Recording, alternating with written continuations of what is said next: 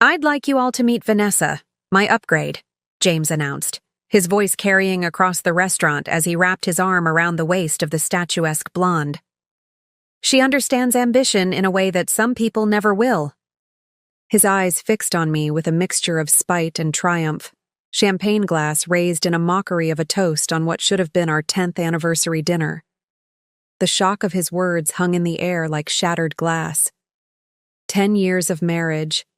And this was how it ended, in an upscale restaurant, surrounded by colleagues he'd insisted join our celebration, with his new girlfriend beaming beside him as if she'd won a prize. Before we jump back in, tell us where you're tuning in from, and if this story touches you, make sure you're subscribed, because tomorrow I've saved something extra special for you. I sat paralyzed, the diamond bracelet I'd bought him, engraved with our wedding date, still wrapped in velvet inside my purse. There's a particular kind of silence that falls over a room when something unforgivable happens. The clinking of silverware stops. Conversations die mid-sentence.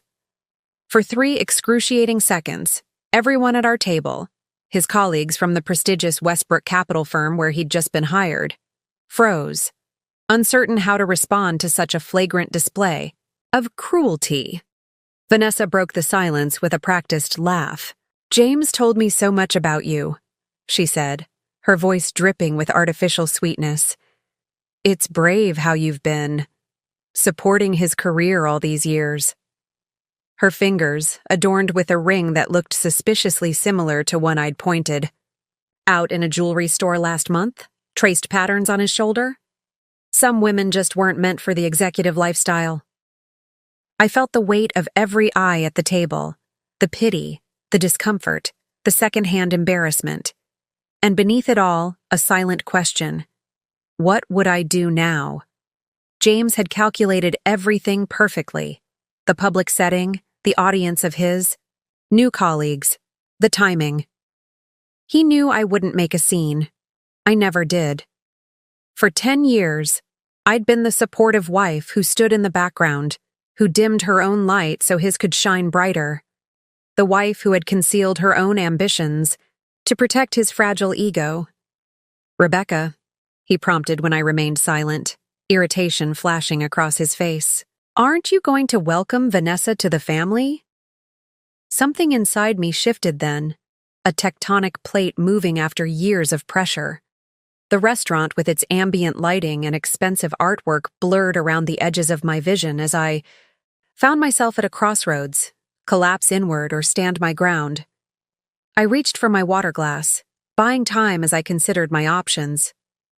The cool condensation against my fingers anchored me to the moment. James expected tears. He expected pleading. He expected me to disintegrate before his colleagues, confirming everything he'd probably told them about his emotionally unstable wife. Instead, I smiled, the kind of smile that never reaches the eyes. "What an unexpected anniversary gift," I said, my voice steadier than I felt. Though I suppose I should have seen it coming after the mysterious late nights at the office. I turned to Vanessa, whose smile faltered slightly. "A word of advice? When he tells you he's working late, check the credit card statements. The Four Seasons shows up as business development on the bill." A man at the far end of the table, Graham Peterson, one of the senior partners at Westbrook, coughed uncomfortably into his napkin. His wife Patricia's eyebrows shot up, her gaze darting between James and me with renewed interest. "Rebecca," James warned, his jaw tightening. "You're embarrassing yourself." "Am I?" I asked, taking a deliberate sip of water. "I thought that was your specialty tonight." Vanessa shifted uneasily, her confident posture slipping for just a moment. Good. Let her see what she was signing up for. "I think we should all enjoy this lovely dinner," James said with forced lightness, turning to the table. "After all, we're celebrating new beginnings. My new position at Westbrook and—" he squeezed Vanessa's waist. "Other new developments." The conversation around the table resumed awkwardly, everyone too polite or too uncomfortable to acknowledge what had just happened. I sat motionless, the food before me untouched, my mind racing beyond the humiliation of the moment to something colder and more calculated. What James didn't know, what he had never bothered to ask during our decade-long marriage, was exactly what I did during those long hours when I was supposedly supporting his career from home. He had assumed I was merely keeping his house, managing his social calendar, being his perfect corporate wife. The truth was far more interesting. I excused myself to the restroom, walking with deliberate steadiness through the restaurant. Only when the heavy door swung shut behind me did I allow my hands to shake. I gripped the marble countertop, staring at my reflection in the mirror. The woman looking back at me seemed like a stranger. Perfectly styled hair, carefully applied makeup, designer dress that James had once complimented as appropriately elegant. All the external trappings of the role I'd been playing. Are you all right? A woman emerged from one of the stalls. Patricia Peterson, the senior partner's wife. Her eyes held genuine concern rather than pity. Perfect, I said, reaching for a paper towel with trembling fingers. Nothing like being publicly discarded on your anniversary to build character. Patricia's mouth tightened. James has always been ambitious. But this... She shook her head. Bringing her to a dinner with firm partners?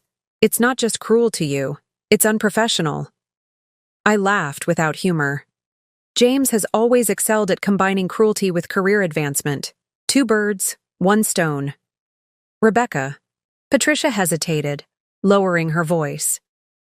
Graham speaks very highly of your investment acumen. He mentioned you've consulted on a few matters for him privately. If you ever wanted to turn that into something more formal... The irony of the moment wasn't lost on me. Here was Patricia Peterson, offering me a professional lifeline minutes after my husband had humiliated me in front of her husband. What she didn't know, what almost no one knew, was how unnecessary her offer was. Thank you, Patricia. That's very kind. I reapplied my lipstick with steady hands, a small act of armor. But I think I'll be just fine. She nodded, seeming to understand that further conversation wasn't welcome. As the door closed behind her, I allowed myself 30 seconds, counting each one silently, to feel the full force of what had just happened. The betrayal, the humiliation, the calculated cruelty of James's timing and method. Then, I straightened my shoulders and made a decision. James had orchestrated tonight as the end of our story, his triumphant exit from a marriage that no longer served his ambitions, with an audience to witness my humiliation. But he had miscalculated. This wasn't the end. It was merely the beginning of something he couldn't possibly anticipate. I took out my phone and made a brief call. Michael, it's Rebecca. Remember that contingency plan we discussed? It's time. I paused, listening to his response. Yes, everything. And Michael? I want to be in the office tomorrow morning. It's time everyone met the actual CEO. When I returned to the table, the conversation had shifted to James's new position at Westbrook Capital. He was explaining, with practiced modesty, how they had pursued him aggressively for the Director of Acquisitions role. They practically created the position for me, he boasted, seemingly having forgotten or dismissed the earlier tension. Said they needed someone with my particular expertise to handle their most sensitive acquisitions. How fascinating, I commented, sliding back into my seat. And this position reports directly to the CEO? James looked briefly irritated at the interruption. Through the COO, but yes, ultimately to Westbrook's CEO. And have you met this mysterious CEO yet? I asked, taking a sip of my wine. I understand they're quite particular about new executive hires. Graham Peterson looked at me sharply, his expression unreadable. Not yet, James replied dismissively. Apparently they're traveling. I'll meet them next week at the quarterly leadership retreat. He turned back to the table. As I was saying, they've given me considerable latitude with the upcoming Davidson merger. I sat quietly for the remainder of the dinner, observing James in his element, commanding attention, dropping hints about exclusive deals, positioning himself as indispensable to his new firm. Preparing and narrating this story took us a lot of time, so if you are enjoying it, subscribe to our channel. It means a lot to us. Now back to the story. Vanessa hung on his every word, playing her role perfectly. The adoring, impressed girlfriend, occasionally shooting triumphant glances in my direction. Little did either of them know that in exactly 9 days, at the Westbrook Capital Leadership Retreat in the Adirondacks, James would be meeting his new CEO, the majority owner who operated behind a wall of holding companies and investment trusts. The woman whose financial acumen had built Westbrook from a mid-sized firm into one of the most respected boutique investment companies on the East Coast. The woman who had specifically approved his hiring, curious to see if the man she had married had grown into someone deserving of the position. The woman he had just publicly discarded as his upgrade sat glittering on his arm. As the evening mercifully drew to a close, James didn't even bother to see if I had a way home. He and Vanessa departed first, his hand possessively on the small of her back as they weaved between tables toward the exit. I watched them go, already, mentally calculating the steps that would unfold over the coming days. "Do you need a ride home, Rebecca?" Graham Peterson asked quietly once they'd gone. His eyes held something more than sympathy, respect, and perhaps a hint of anticipation. "No, thank you, Graham," I replied, gathering my purse. "I have a car waiting, but I appreciate the offer." I paused, then added casually, "I look forward to seeing everyone at the leadership retreat next week." His eyebrows rose slightly before his professional mask returned. "Of course. It should be illuminating." As I walked out of the restaurant into the cool evening air, I felt strangely calm. The humiliation of the evening was already transforming into something else, a clarifying force, burning away the last of my hesitation. For years, I had kept my professional life separate from my marriage, building something of my own while maintaining the facade James needed. The supportive, admiring wife who posed no threat to his ego. That facade had served its purpose, and now it was time to let it fall away completely. James had orchestrated tonight as his grand exit, his declaration of independence from a wife who no longer fit his image of success. What he didn't realize was that he had also freed me from any obligation to protect him, from others, or from himself. My car arrived at the curb, the driver holding the door with professional courtesy. As I settled into the back seat, I opened my calendar app and sent a brief message to my executive team. "Meeting tomorrow, 8 a.m. Subject, Westbrook Capital Restructuring, particular focus on the Director of Acquisitions position." For the first time in years, I felt the stirring of something I had almost forgotten. Anticipation, edged with a certain satisfaction. James had always been so concerned with optics, with appearances, with how things looked to others. In 9 days, he would learn just how appearances could deceive. The game he thought he had won was only just beginning. The luxury townhouse I returned to that night felt cavernous in its silence. For 10 years, this carefully curated space had been the backdrop for our marriage. The dinner parties for James's clients, the holiday gatherings, the carefully orchestrated moments that supported the narrative of our perfect life together. Now, walking through the foyer with its gleaming marble floors and tasteful artwork, I saw it differently, as the elaborate set of a play that had finally concluded its run. I slipped off my heels and padded to the kitchen, bypassing the living room where framed photos still displayed our smiling faces from happier times. Our wedding in the Hamptons, a vacation in Santorini, the charity gala where we'd first met. Each image carefully selected to tell the story James wanted to project. Successful man, beautiful wife, enviable life. The kitchen, at least, felt more like mine. James rarely entered this space except to grab coffee on his way out the door.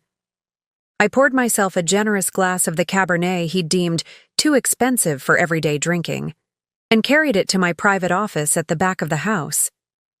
This room, with its sleek desk, dual monitors, and wall of business and finance books, was my sanctuary.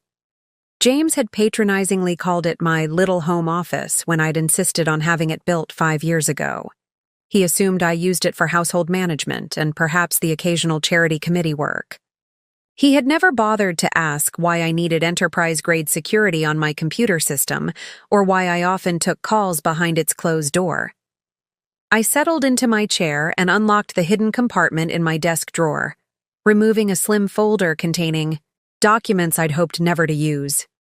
Divorce contingency plans prepared by my private attorney 3 years ago when James's late nights at the office had first begun.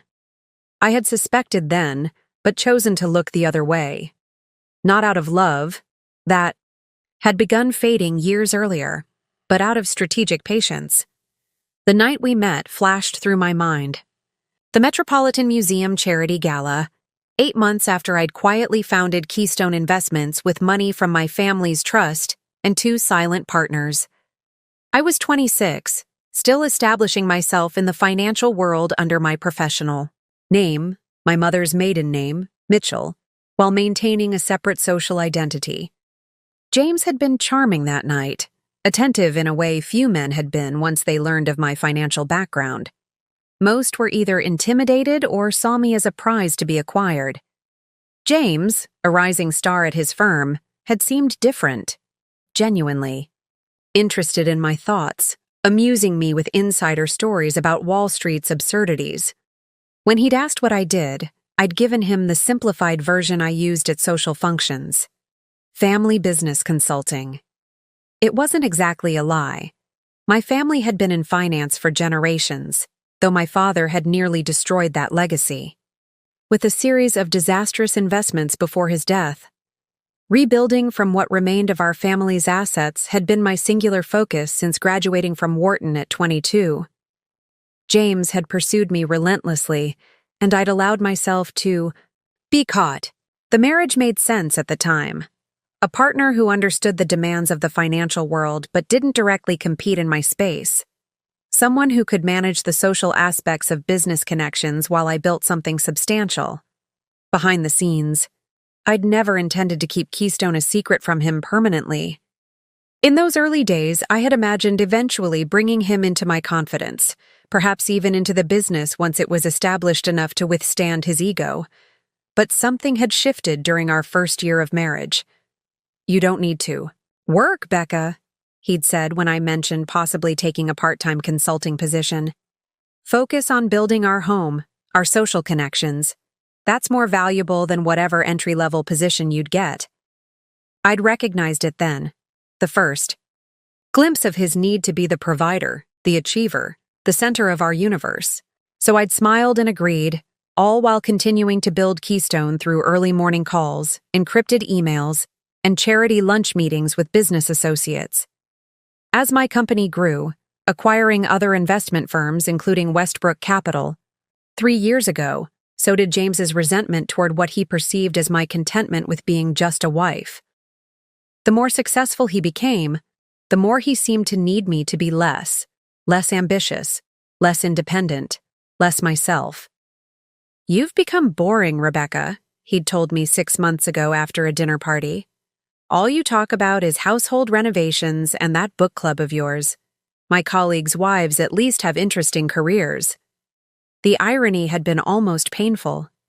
That same day, I'd closed a $200 million acquisition that made headlines in the financial press, under the name Elizabeth Mitchell, of course. The fictional book club had been my cover for the board meeting. I took another sip of wine, the full weight of his betrayal settling over me. Not just the affair, I'd suspected that for months, but the calculated humiliation of tonight. He hadn't just wanted to leave me. He'd wanted to destroy me publicly, to position himself as the ambitious success story moving on from his holding him back wife. My phone buzzed with a text from Michael, my COO and one of the few people who knew both sides of my life, everything in motion for Monday. Security team briefed. Legal standing by. You okay? I typed back, never better. Prepare the Peterson file too. Graham Peterson, Westbrook's chairman, was one of my earliest supporters when I'd founded Keystone. He'd recognized my potential when many others saw only a young woman playing at business with her family's money. When I'd acquired Westbrook through a holding company, he'd agreed to stay on as the public face of leadership, protecting my privacy while I operated as the unseen CEO. Only a handful of people knew that Elizabeth Mitchell and Rebecca Caldwell were the same person. The separation had been necessary in the beginning. A woman in her 20s trying to be taken seriously in the male-dominated world of high finance needed every advantage. The dual identity had eventually become a strategic asset, allowing me to move between worlds, hearing things that would never be said if people knew who I really was. James had benefited from this arrangement more than he knew. How many doors had opened for him because of connections I'd made? How many insights had he gleaned from casual comments I'd made based on information I shouldn't technically have had? He'd attributed his rapid career advancement to his own brilliance, never once questioning why certain opportunities seemed to fall into his lap at just the right moment, until 3 months ago, when he'd hit a ceiling at his firm. No further advancement forthcoming, no matter how many hours he put in. His frustration had turned to bitterness, then to wandering eyes, first professionally, then personally. When the opportunity at Westbrook had suddenly appeared, he'd seen it as validation of his exceptional talents. He had no idea I'd created the position specifically for him after hearing from mutual friends that his career had stalled. Not out of charity, but curiosity. I wanted to see his unfiltered professional capabilities without the advantages my connections had unknowingly provided. I hadn't anticipated Vanessa, but her appearance had simply accelerated a process already in motion. I closed the folder and returned it to its hiding place. The divorce would proceed, but not until after the leadership retreat. James deserved the full experience of understanding exactly what he had thrown away. Not just a wife, but a business partner whose influence far exceeded anything he had imagined. I finished my wine and moved through the house, systematically removing photos of James and me together, placing them in a box I then stored in the guest room closet. Not out of sentimentality, but evidence preservation, my attorney had been clear about documenting the history of our marriage. In our bedroom, his side of the closet already half empty, I noticed, I changed into silk pajamas and performed my nightly routine with mechanical precision. Tomorrow would require perfect focus and energy. Tonight's humiliation had been James's opening move in what he thought was his endgame. He had no idea we were playing entirely different games. As I slid between the sheets, my phone buzzed one final time with a message from Patricia Peterson. Graham told me everything after dinner. Your secret has been safe with us for years, and still is. But if there's anything you need this week, anything at all, we're here. What James did tonight was unforgivable. I smiled slightly at the unexpected alliance. Patricia had always been perceptive. Thank you. Just be sure to capture his face at the retreat when the truth comes out. Consider it an anniversary gift to replace the one I didn't get tonight. I set my alarm for 5 a.m., my usual wake-up time that James had never once questioned, assuming I spent my mornings on household management before he arose at 7. Tomorrow would mark the first day of James's reckoning, though he wouldn't know it yet. The company-wide email introducing Elizabeth Mitchell as the returning CEO of Westbrook Capital wouldn't name me directly or include a photo. That reveal would wait for the retreat. But it would set the stage for what was to come. As I drifted toward sleep, I found myself not angry, but curiously liberated. For years I had maintained the charade of being just James's wife, dimming my own light to keep peace in our marriage. That necessity had now evaporated with the last of his champagne toast to his upgrade. On Monday, I would step fully into the power I had built over the past decade. And in 9 days, James would discover exactly who he had discarded so carelessly. sometimes. An ending is just the beginning you never saw coming. Dawn arrived with the particular clarity that follows a night of life-altering decisions.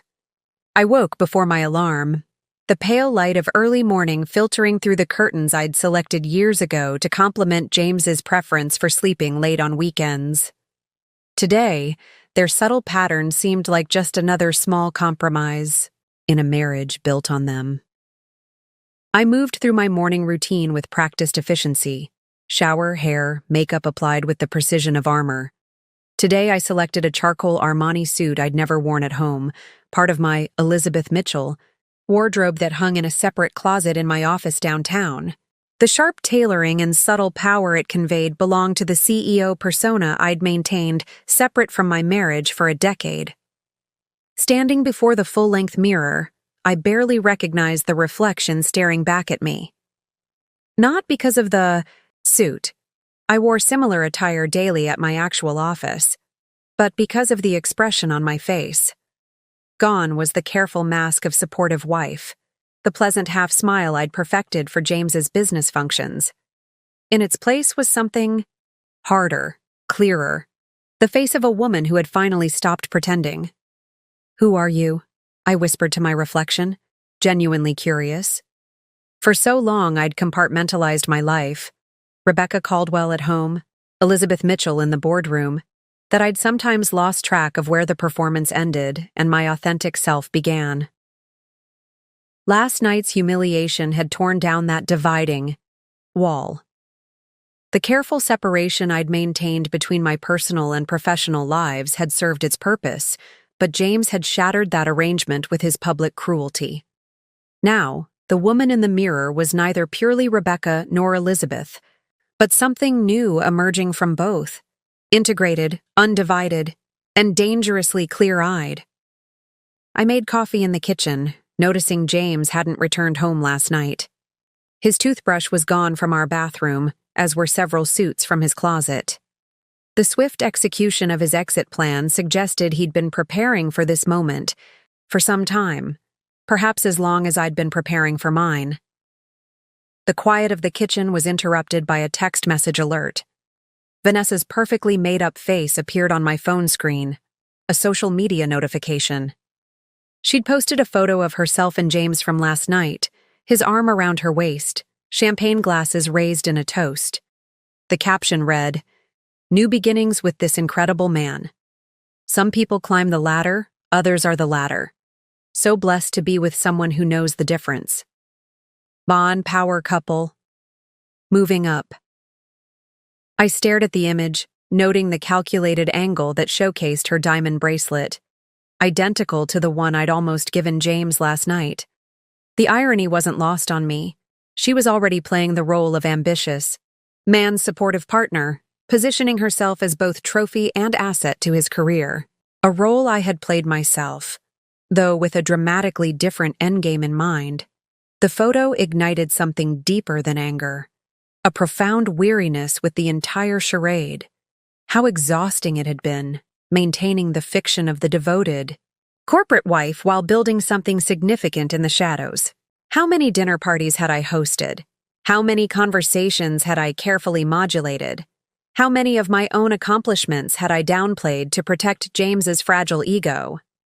I closed the social media app and opened my secure email instead. 3. Messages from my executive team awaited response, along with a confidential brief on James's professional history compiled by our HR department when he'd applied for the director position. I had reviewed it before approving his hire, of course, but now I studied it with fresh eyes, seeing the careful embellishments, the strategic omissions, the polished narrative of success that didn't quite align with his actual accomplishments. James was good at what he did. I wouldn't have created a position for him otherwise, but not nearly as exceptional as he believed himself to be.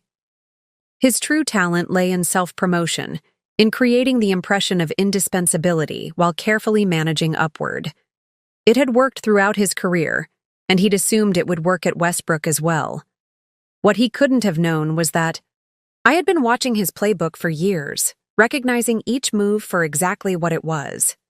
The careful cultivation of allies just senior enough to be useful. The strategic undermining of potential rivals through seemingly casual comments. The taking of credit for collaborative successes while distancing himself from failures. I had never called him out on these tactics, partly because they weren't directed at me, and partly because observing them had made me a better executive. James had been my unwitting masterclass in corporate politics, teaching me to recognize manipulation in my own organization and guard against it. Now, sipping coffee in the kitchen that had been the setting for so many performances of domestic harmony, I allowed myself to fully acknowledge what I had known subconsciously for years. Our marriage had been a transaction from the beginning. James had wanted a wife who enhanced his professional image, attractive, socially adept, from a good family. I had wanted the cover of convention, a socially acceptable explanation for my frequent absences and early mornings as I built my company. For years, it had been a mutually beneficial arrangement. Only when James began to see me as a limitation rather than an asset had the balance shifted. His growing resentment of what he perceived as my lack of ambition, the very fiction I had maintained to protect his ego, had been the first sign that our unspoken contract was fraying. Last night had been his notice of termination, delivered with calculated cruelty meant to establish his dominance in our new dynamic. He expected me to retreat, wounded and diminished, perhaps begging for reconciliation or at least a dignified divorce settlement.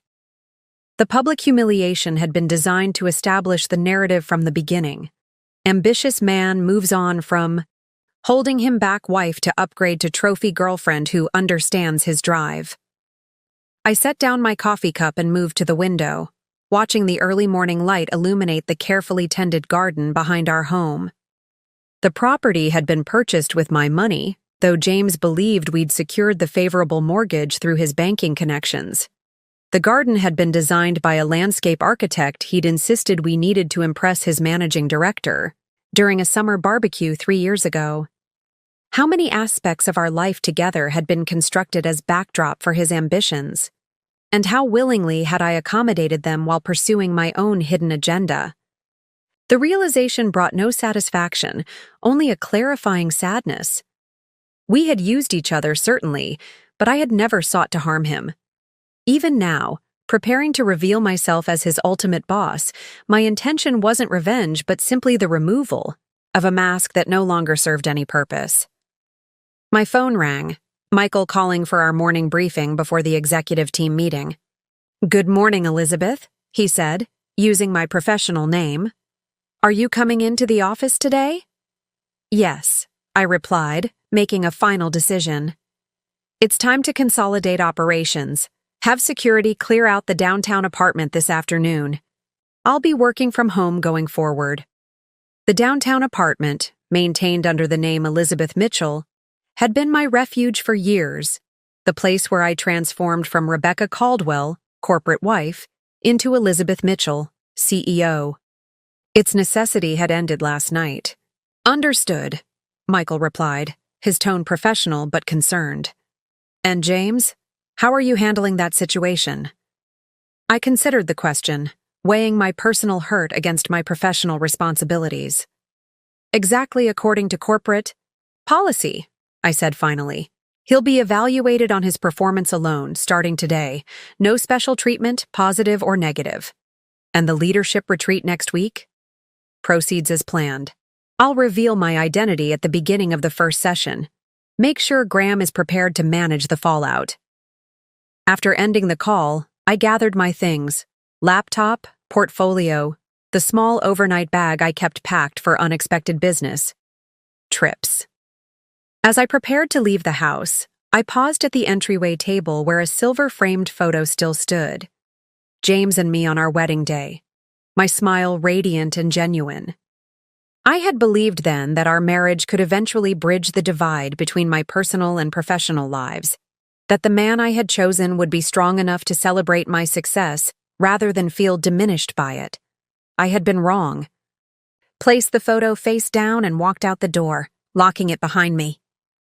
The woman who had left this house yesterday evening, the perfect corporate wife with her anniversary gift and careful makeup, would not be returning. In her place stood someone new, someone who had finally stopped compartmentalizing her power. I slid into the driver's seat of my car, not the sensible luxury sedan James believed I drove, but the high-performance vehicle I actually preferred.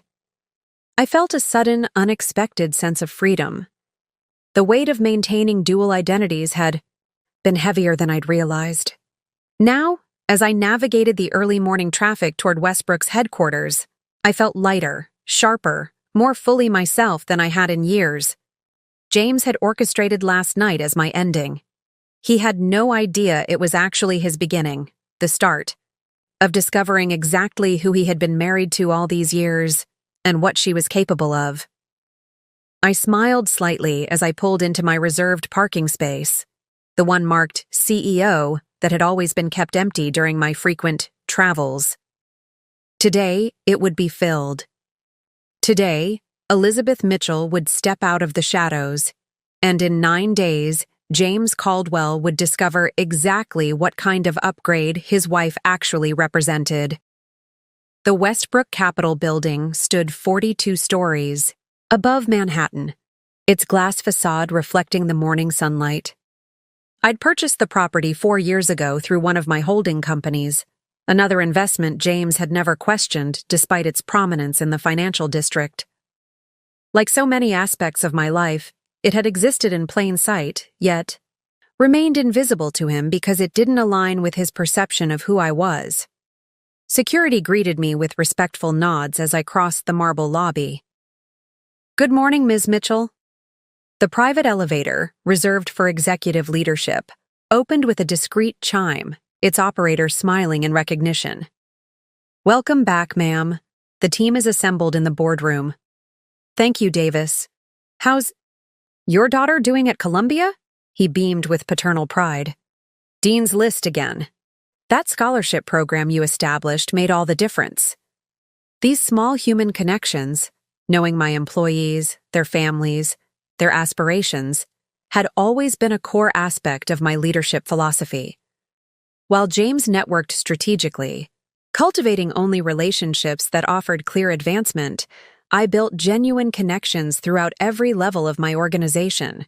The loyalty this engendered couldn't be purchased or demanded, a lesson James had never learned. The executive floor was already humming with activity despite the early hour. My administrative director, Sophia, intercepted me before I reached the boardroom, her expression a mixture of concern and curiosity. "The company-wide email is drafted for your approval," she said, falling into step beside me. "And your office has been prepared.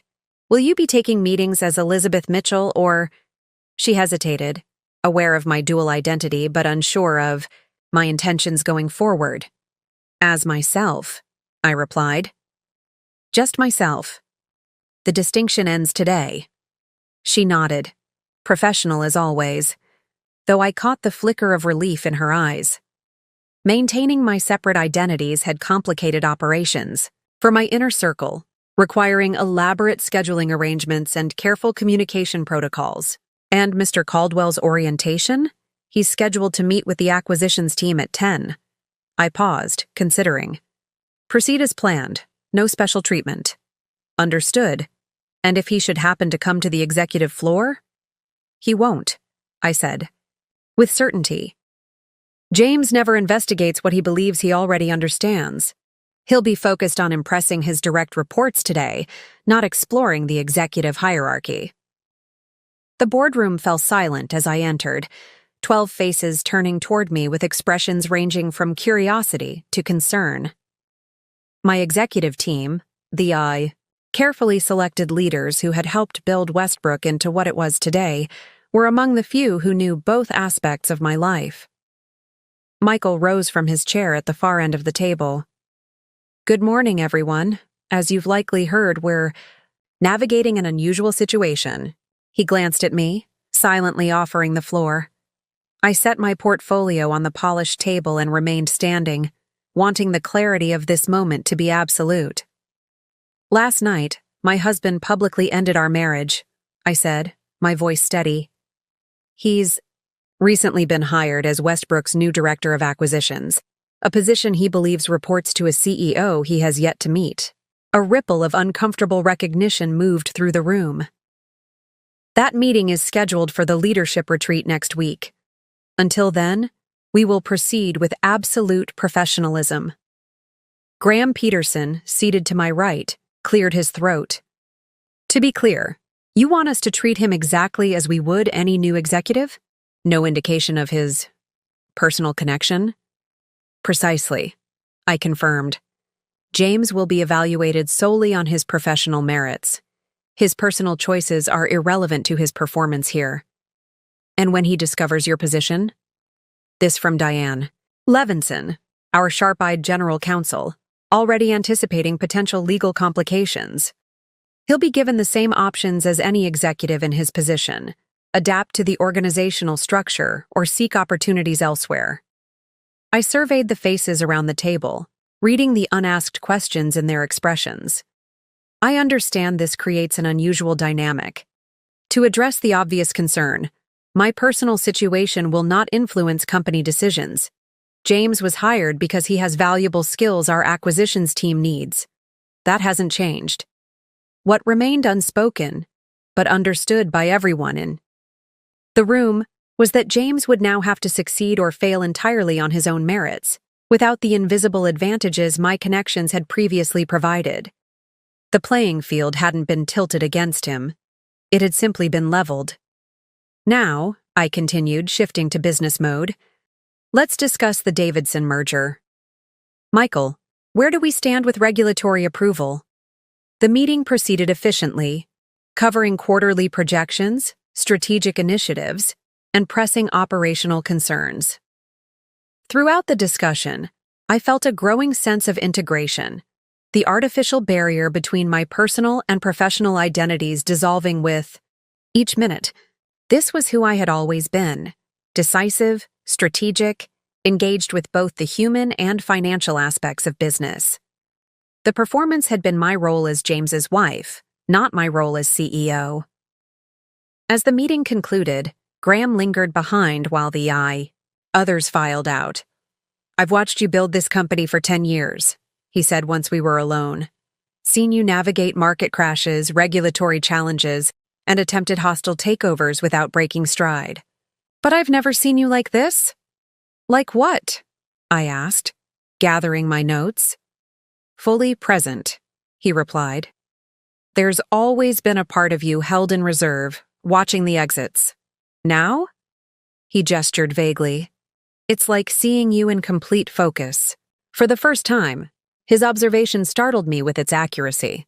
I had always maintained a certain distance, not just from James, but from everyone in my life. The necessity of maintaining separate identities had created a habit of partial presence, of keeping something held back. Last night changed things, I acknowledged. When someone tries to publicly diminish you, it clarifies what you're no longer willing to diminish in yourself. Graham nodded thoughtfully. For what it's worth, Patricia and I always hoped you'd eventually find a partner who could celebrate what you've built, not compete with it. James seemed... He paused, choosing his words carefully. More concerned with being seen as successful than with creating actual value. The assessment was both kind and devastatingly accurate. James had pursued the trappings of success, the prestigious address, the social connections, the beautiful wife, while I had focused on building something of lasting significance. Our fundamental values had always been misaligned, a reality I had ignored for the sake of convenience and convention. What will you do after the retreat? Graham asked. Once everything is in the open? I considered the question, realizing I hadn't thought beyond the revelation itself. Rebuild, I said finally, but this time without dividing myself in half to make it work. After Graham left, I walked to the window of the empty boardroom, gazing out at the Manhattan skyline. From 40 stories up, the city appeared as a living organism, each building, street, and moving vehicle part of an interconnected system. I had always viewed my life similarly, as a complex network of relationships, obligations, and strategic positions that required constant management. What would it mean to simplify that system? To no longer navigate between Rebecca and Elizabeth, wife and CEO, supportive partner and industry leader? My phone vibrated with an incoming text from James. I hadn't expected to hear from him so soon. Movers coming for my things tomorrow. Sign. The papers when they arrive, and this can be civilized. Don't make it difficult, Rebecca. The breathtaking presumption of it, the assumption that I would simply comply with his demands, sign whatever papers he presented, accommodate his timeline for dismantling our marriage, sparked something between amusement and indignation. For a moment, I imagined responding with the truth. I'm your boss now, James. Perhaps you should reconsider your tone. Instead, I simply wrote, no papers will be signed tomorrow.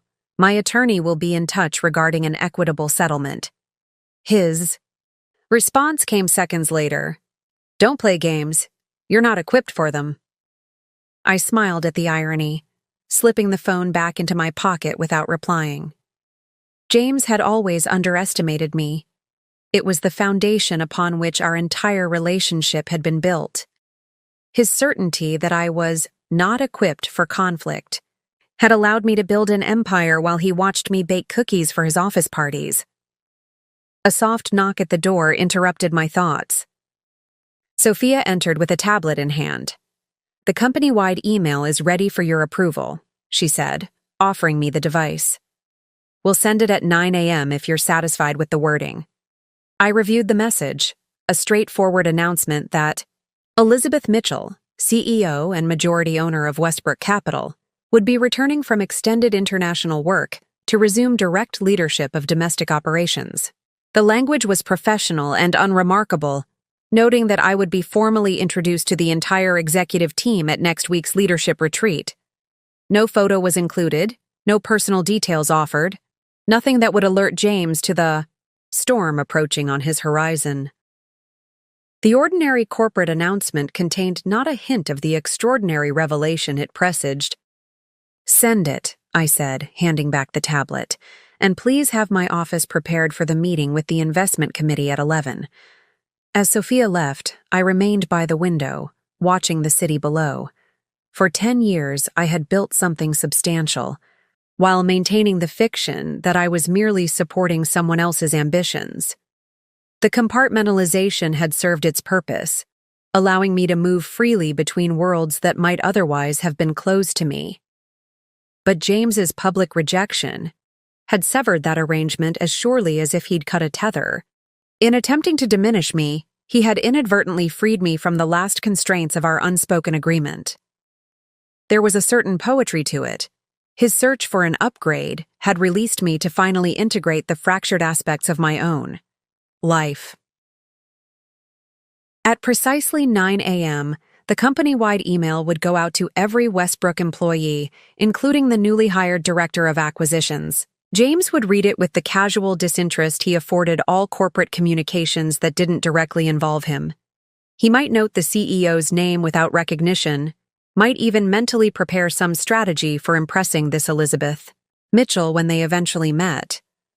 What he couldn't possibly prepare for was the moment, 9 days from now, when he would walk into the leadership retreat and discover that the wife he had so publicly discarded and the boss he so desperately needed to impress were one and the same.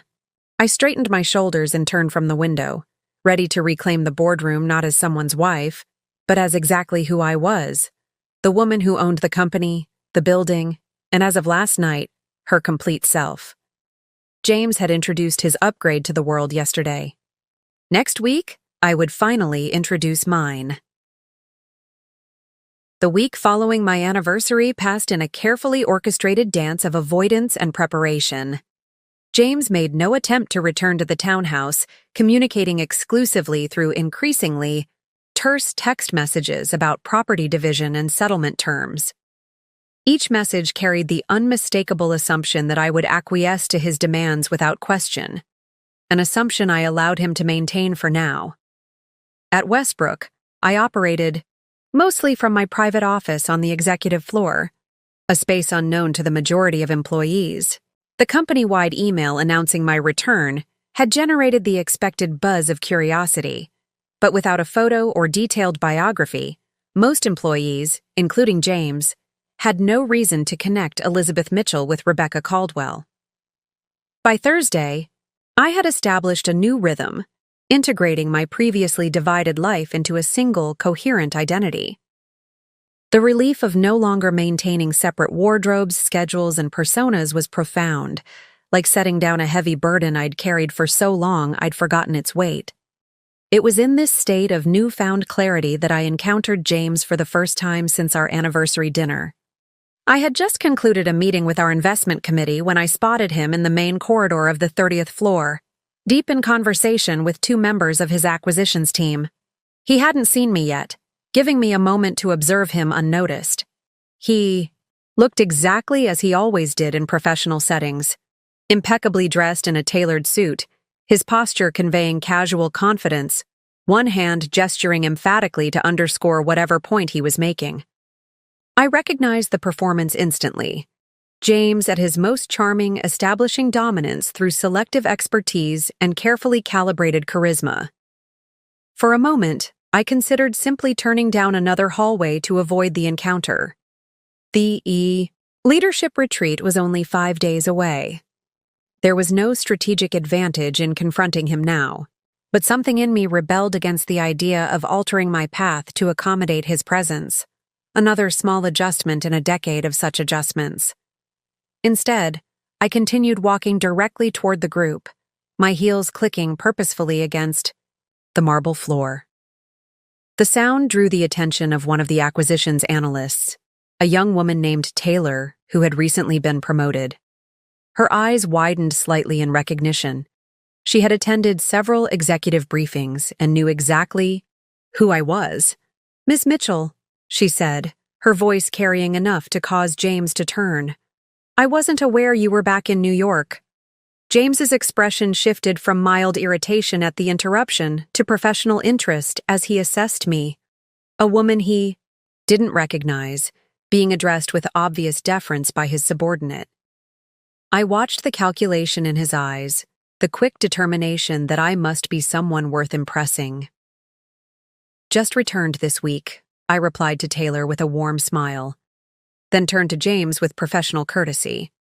"You must be James Caldwell, our new director of acquisitions." His eyes registered brief surprise that I knew who he was, quickly replaced by the practiced charm he deployed for networking opportunities. "I am indeed," he confirmed, extending his hand. "And you are?" "Elizabeth Mitchell," I said, accepting his handshake with firm precision. "I work closely with the executive team on strategic initiatives."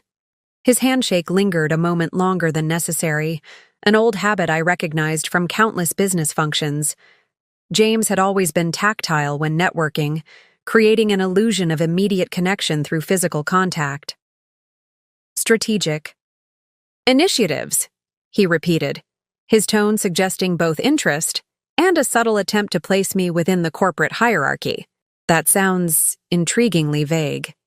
"The best kinds of strategies often are," I replied with a professional smile, noting how he subtly positioned himself to command the space between us, angling his body to establish dominance in the conversation. It was fascinating to observe his tactics from this new perspective, as a potential business connection rather than his wife.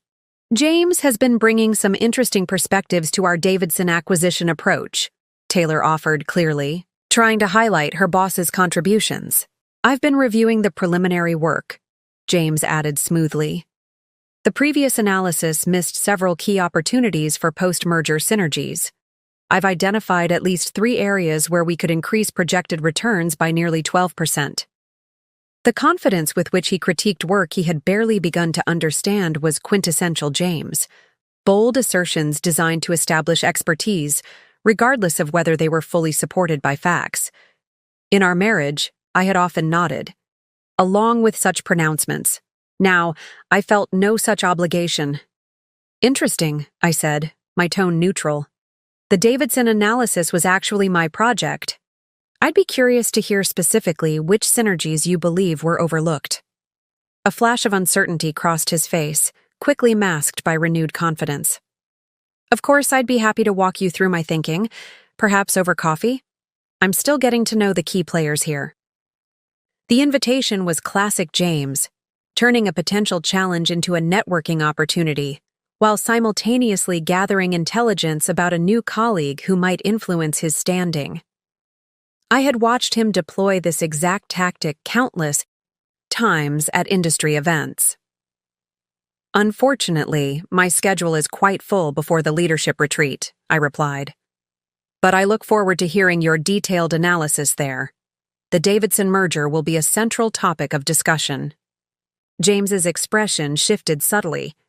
Disappointment at the missed networking opportunity balanced against satisfaction at confirmation that he would be participating in the leadership retreat, a privilege typically reserved for senior executives. I've been looking forward to the retreat, he said, his voice lowered conspiratorially. I understand our mysterious CEO will finally make an appearance. Have you worked with Mitchell long? Any insights on what to expect? The audacity of it, asking me for insider information about myself, almost made me laugh. I caught Taylor's widening eyes and the slight shake of her head, warning James that he was overstepping. I think it's best if you form your own impressions, I said. But a word of advice? Come prepared to defend your analysis with substantial data. Unsupported assertions don't go over well. His smile tightened almost imperceptibly. Of course, I never make claims I can't back up. The boldness of this lie, spoken directly to someone who had witnessed 10 years of his exaggerations and self-promotion, was breathtaking. In our marriage, I had tactfully overlooked such moments, understanding that his confidence sometimes required gentle maintenance of convenient fictions. Now, I simply met his gaze with calm certainty. I'm glad to hear it. That will serve you well at Westbrook. I nodded politely to the group and continued down the corridor, feeling James's eyes on my back as I walked away. The encounter had been brief but revealing. He had no inkling of my true identity, seeing me only as another potential rung on his professional ladder. My phone vibrated with a text as I reached the elevator. It was from Taylor. Should I be concerned? About what just happened? He's asking me about you now. I smiled slightly, typing back. Not at all. Tell him whatever you like. Except who I actually am. The elevator doors opened, revealing Michael waiting inside. He raised an eyebrow as I entered. I just passed James in the corridor, I explained as the doors closed. He was quite interested in learning more about Elizabeth Mitchell. Michael's lips quirked. And what did you tell him? That I look forward to his detailed analysis of the Davidson merger opportunities he claims to have identified. Michael winced. That's the project you spent 6 months personally structuring. The very one, I confirmed. He believes he's found ways to improve returns by 12% after less than a week on the job. Bold, Michael commented, or foolhardy. With James, those qualities have always existed in close proximity. As we reached the executive floor, Michael hesitated before exiting. Are you sure this is the right approach? Letting him continue in ignorance until the retreat? I considered the question seriously. James thrives on preparation and control. He rehearses important meetings, crafts his image meticulously, plans his strategic responses. Taking away that advantage, having him face this revelation without the opportunity to construct a performance around it, is perhaps the only way to see his authentic professional capabilities. And personally, Michael asked quietly. I stepped out of the elevator, the weight of the question following me. Personally, this is the consequence of his choices. He wanted to publicly discard our marriage in favor of professional advancement and a partner who understands ambition. He's getting exactly what he claimed to want. Back in my office, I found myself reflecting on the encounter. James had looked straight at me, his wife of 10 years, and seen only a networking opportunity, a potential ally in his campaign to conquer Westbrook from within. The complete absence of recognition confirmed what I had long suspected. He had never truly seen me, only the reflection of himself that I had carefully maintained for him. My computer chimed with an incoming email from James Caldwell to Elizabeth Mitchell. I opened it with growing curiosity. Ms. Mitchell, it was a pleasure meeting you this morning.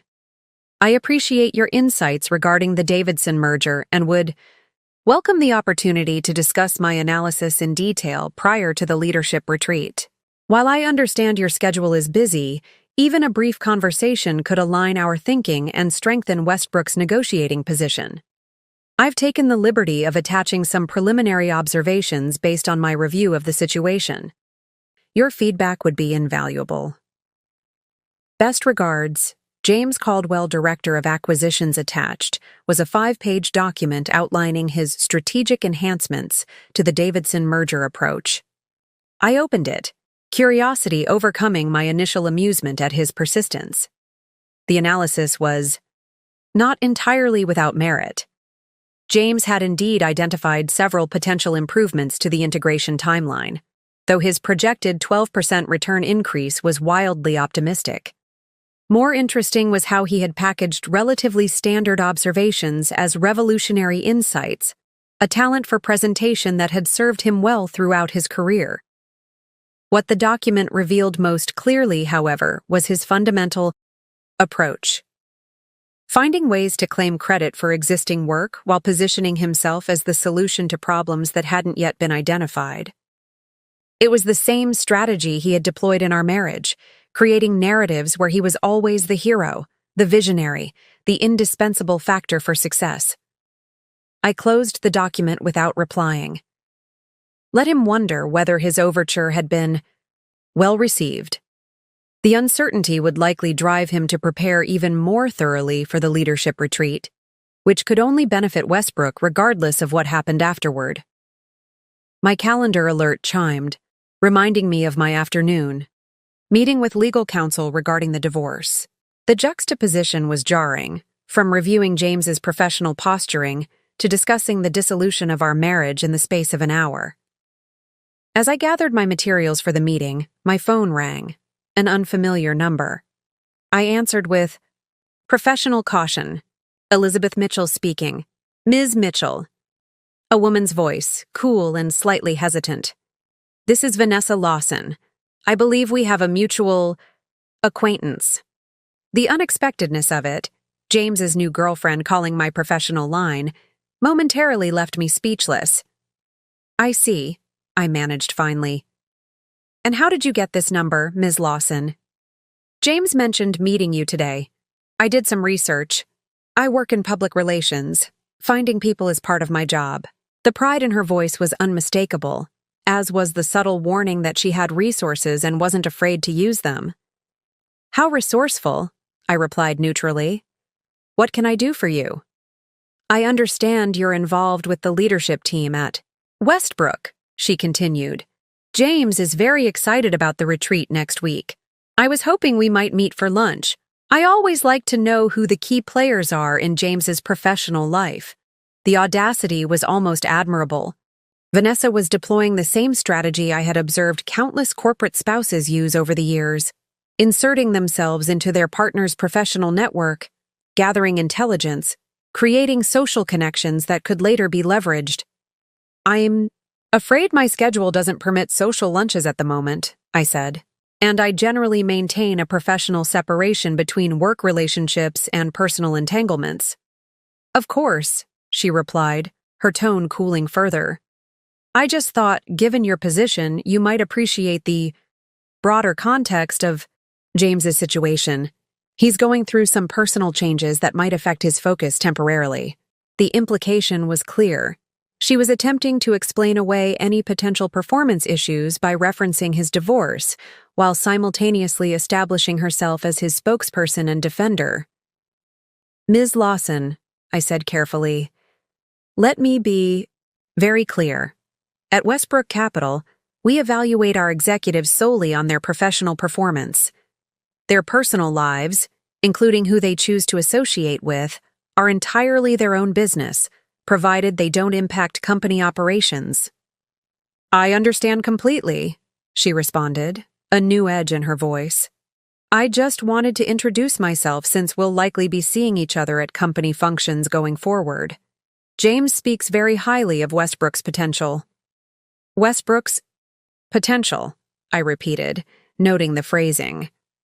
Not Westbrook's success or Westbrook's achievements, but its potential, implying room for improvement that James would presumably provide.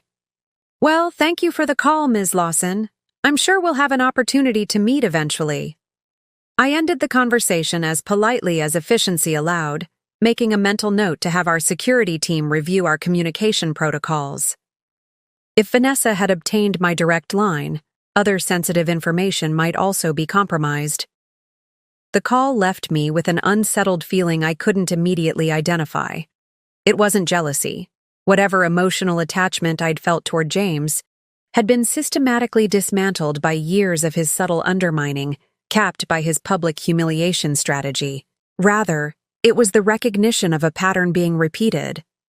Vanessa was positioning herself exactly as I had once done, as the supportive partner facilitating James's ambitions. Did she know what that role would cost her over time? The constant modulation of her own aspirations, the careful management of his ego, the strategic deployment of her connections for his benefit? For a moment, I almost felt sorry for her.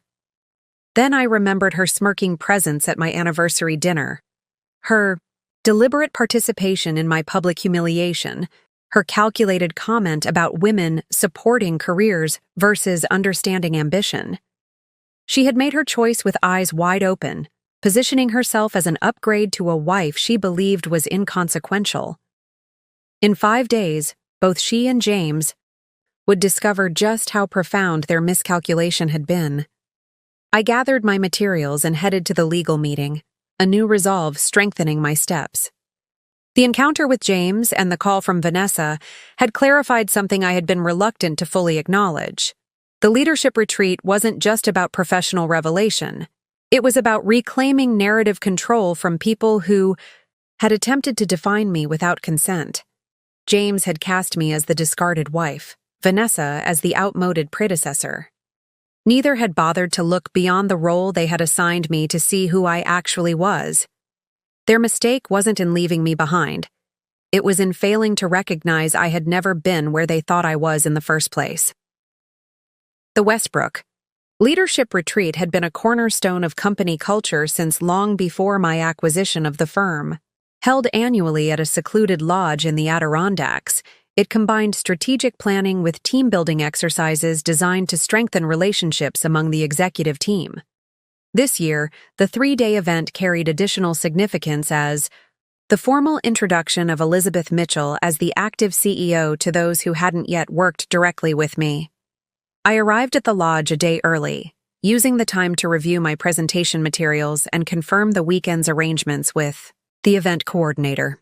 The setting was deliberately intimate, a grand main lodge surrounded by private cabins, all nestled among towering pines at the edge of a pristine lake. The isolation fostered focus, eliminating the distractions of Manhattan and creating a space where professional relationships could develop outside the constraints of corporate hierarchy. Graham Peterson joined me for dinner at the main lodge, the two of us choosing a quiet table overlooking the water. At 63, Graham had been instrumental in shepherding Westbrook through its evolution from traditional investment firm to innovative financial leader. His public role as chairman had protected my privacy during the critical growth years, and his mentorship had helped me navigate the complexities of an industry still dominated by men's clubs and old boy networks. "Everything's prepared for tomorrow," he said, carefully cutting his steak. Michaels arranged the seating for the opening session. James will be positioned at the far end of the table. Good sightline for the cameras. I raised an eyebrow. Cameras? Graham's expression remained innocent. Patricia insisted we record the opening session for the company archives. Historical significance, she said. I smiled despite myself. Patricia Peterson's determination to document James's comeuppance was a small but satisfying reminder that I wasn't the only one he had underestimated over the years. "And how is our new director of acquisitions performing?" I asked, turning the conversation to business. Graham considered the question carefully. "Aggressively competent," he said finally. "He's made quite an impression on his team, working long hours, pushing for faster analysis, positioning himself as the driving force behind the Davidson merger. Has he managed to substantiate those 12% increased returns he promised?" Graham's lips twitched. "He's walked that back to potential increases of up to 8% depending on implementation timing. Still optimistic, but at least within the realm of theoretical possibility." I nodded, unsurprised. James had always been adept at adjusting, his claims when challenged, presenting the revised targets as if they had been his position all along. "And his personal situation?" I asked, keeping my tone neutral. "Quite visible," Graham replied delicately. "Ms. Lawson has been a frequent visitor to the office, joining him for lunch, bringing by forgotten items. She's quite strategic about establishing her presence." The information aligned with what I had gathered from other sources. Vanessa was deliberately integrating herself into James's professional environment, ensuring everyone recognized her as his chosen partner. It was a calculated approach to personal branding that I might have admired under different circumstances. "The executive team arrives at 10 tomorrow," Graham continued. "James is scheduled for 11, along with the other department directors. The opening session begins at noon, with your formal introduction as the first item on the agenda." I nodded, visualizing the sequence of events that would unfold. "And everyone has been briefed on the protocol?" "Absolute confidentiality until your formal introduction," Graham confirmed, "though I must say keeping this particular secret has generated more anticipation than our last 3 product launches combined." After dinner, I retired to my private cabin to review my presentation once more. The material was straightforward: quarterly results, strategic priorities, market positioning, standard CEO communication executed with precision and clarity. What made this presentation unique was not its content, but its context. The revelation of my identity to a man who believed he had left me behind. As I sat on the cabin's porch, listening to the gentle lap of lake water against the shore, I found myself questioning my motivations with renewed intensity. Was this carefully orchestrated revelation truly about professional necessity, or was it driven by personal vindication? Had I structured this entire scenario simply to see the look on James's face when he realized the truth? The question deserved honest examination. I had told myself, and others, that this approach was strategically sound, allowing James to demonstrate his unfiltered professional capabilities before the complication of our personal history emerged. But there were other approaches I could have taken, a private disclosure before the retreat, for instance, or a delayed revelation after he had settled into the role. Instead, I had chosen this path, a public unveiling in front of the entire executive leadership. The decision carried undeniable theatrical elements that served no purely business purpose. The realization didn't shame me, but it did clarify something important. This moment of revelation wasn't just about James discovering who I was. It was about me fully claiming who I had become. After years of compartmentalizing my life to accommodate his ego, I was choosing to stand wholly in my power, without apology or dilution. Yes, there would be satisfaction in watching James confront the reality he had so carelessly dismissed. But the deeper victory wasn't in his reaction. It was in my integration, my refusal to continue diminishing myself to make others comfortable. With that clarity, I closed my presentation materials and prepared for the morning, sleeping more soundly than I had since the night of the anniversary dinner. The executive team began arriving shortly after breakfast, each member stopping by my cabin to check in before settling into their own accommodations. By 11, the property was alive with activity, senior leaders gathering in small groups on the main lodge porch, staff preparing the conference room for the opening session, caterers arranging the welcome lunch. I remained in my cabin, reviewing the final attendance list Michael had sent over. James's name appeared under Directors and Senior Management, his arrival confirmed for 11:05 a.m. A handwritten note in the margin indicated he would be accompanied by Vanessa Lawson, listed as his personal guest for the welcome lunch, and unusual choice for a business retreat, but one I had intentionally allowed when the request was submitted. At precisely 11:45, I made my way to the conference center, choosing a path that avoided the main lodge where arrivals were gathering for pre-session networking. Michael met me at the side entrance, his expression a mixture of professional composure and barely concealed anticipation. "Everyone's in position," he reported. "James arrived with Ms. Lawson approximately 30 minutes ago. They're currently on the main deck, where he's introducing her to the regional directors. And the seating arrangement? As planned. You'll enter from the left after Graham's introduction. James is seated at the far right, giving you a clear line of sight across the table." I nodded, making a final adjustment to my suit jacket. "Has he asked about Elizabeth Mitchell?" Michael's lips quirked slightly. "Repeatedly. He's been working the room, trying to determine who you are and whether you've arrived yet. Several people have indicated you're around somewhere, but keeping a low profile before the formal introduction."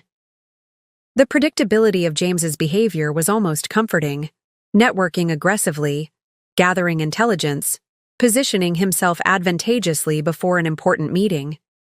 These were the tactics that had served him well throughout his career, the careful preparations that allowed him to present the polished, confident persona he had cultivated. Today, those preparations would be rendered useless by a single revelation. "It's time," Michael said, checking his watch. "Graham is beginning the welcome now." We moved through the corridor to the conference room's side entrance, pausing just outside the door. Through the small window, I could see Graham standing at the head of the long table, welcoming the assembled executive team to the retreat. The room was arranged in typical boardroom fashion, a massive oak table surrounded by leather chairs, with Graham at the head position and 24 executives arrayed along both sides. James sat near the far end, his posture conveying casual confidence, one arm draped over the empty chair beside him, presumably saved for Vanessa, who would join for lunch after the business portion concluded. Even from this distance, I could read his expression, alert, engaged, but with that hint of calculation I knew so well, mentally mapping the power dynamics in the room. Graham's voice carried clearly through the door. "Extremely pleased to formally introduce our CEO and majority owner, who has returned from an extended period overseeing our international operations to take a more active role in Westbrook's domestic strategy." I took a deep breath, centering myself in the moment. This wasn't about James, I reminded myself. This was about stepping fully into the life I had built, claiming the achievement that had always been mine. "Please join me in welcoming Elizabeth Mitchell," Graham concluded, turning toward the side door. Michael opened it, and I walked into the conference room with measured steps. The assembled executives, most of whom had worked with me for years, rose in a wave of practiced professional courtesy. I moved to the head of the table, accepting Graham's handshake and taking the position he vacated. My eyes found James immediately, watching as confusion gave way to disbelief on his face. He had half risen with the others, his movement arrested, mid-stand as recognition dawned. For 3 breathtaking seconds, his carefully constructed professional mask dissolved completely, revealing raw, unfiltered shock. "Thank you, Graham," I said, my voice calm and carrying easily across the silent room. "And thank you all for being here today. For those I haven't yet had the pleasure of working with directly, I'm Elizabeth Mitchell, CEO and principal owner of Westbrook Capital." I paused, allowing my gaze to move deliberately around the table, including each person in the room before finally returning to James, who had managed to complete his rise to standing, though his knuckles were white where they gripped the edge of the table. "Some of you may know me by another name," I continued evenly. "In my personal life, I'm Rebecca Caldwell." The ripple of reaction through the room was subtle but unmistakable. Those who hadn't known exchanging glances of surprise, those who had watching James with barely concealed interest. To his credit, he maintained his composure, though the color had drained from his face entirely. For the past decade, I've maintained separate professional and personal identities for a variety of reasons, some strategic, some cultural, some simply practical. That separation ends today. I opened my portfolio, signaling a shift to business. Now, let's discuss Westbrook's position and our strategies for the coming quarter. The meeting proceeded with professional efficiency, each executive presenting their department updates while I facilitated discussion and provided strategic direction. Throughout the presentation, James remained silent, his earlier networking confidence replaced by a stillness that bordered on rigidity.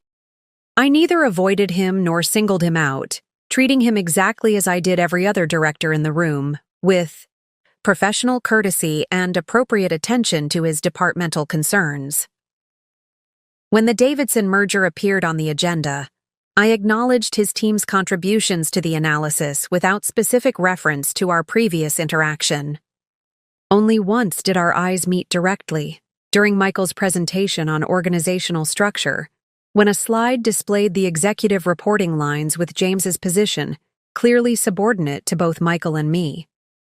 In that moment of eye contact, I saw something shift in his expression, the shock giving way to calculation as he began processing the full implications of his new reality.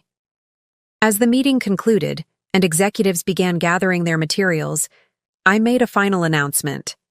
Thank you all for your attention today. We'll reconvene after lunch to discuss the Davidson merger in greater detail. Department directors, please ensure your teams have prepared their implementation timelines as previously requested. The room emptied gradually, executives stopping to exchange brief words with me before heading to the dining room for lunch. James remained seated, his eyes fixed on the table before him, clearly wrestling with his next move. When only the two of us remained, he finally looked up, his expression carefully composed into something approaching professional neutrality. I think, he said quietly, we should talk. I closed my portfolio and considered him across the length of the conference table. The man who had publicly discarded me a week earlier, now reconsidering his position in light of new information. Yes, I agreed, my tone measured. I believe we should. The conference room emptied, leaving James and me alone in a silence heavy with unspoken recriminations. Through the large windows, I could see executives gathering on the lodge's expansive deck, their curious glances occasionally drifting toward the conference room before quickly averting when they realized they might be observed. James remained, seated at the far end of the table, his initial shock now giving way to the careful calculation I recognized from countless negotiations.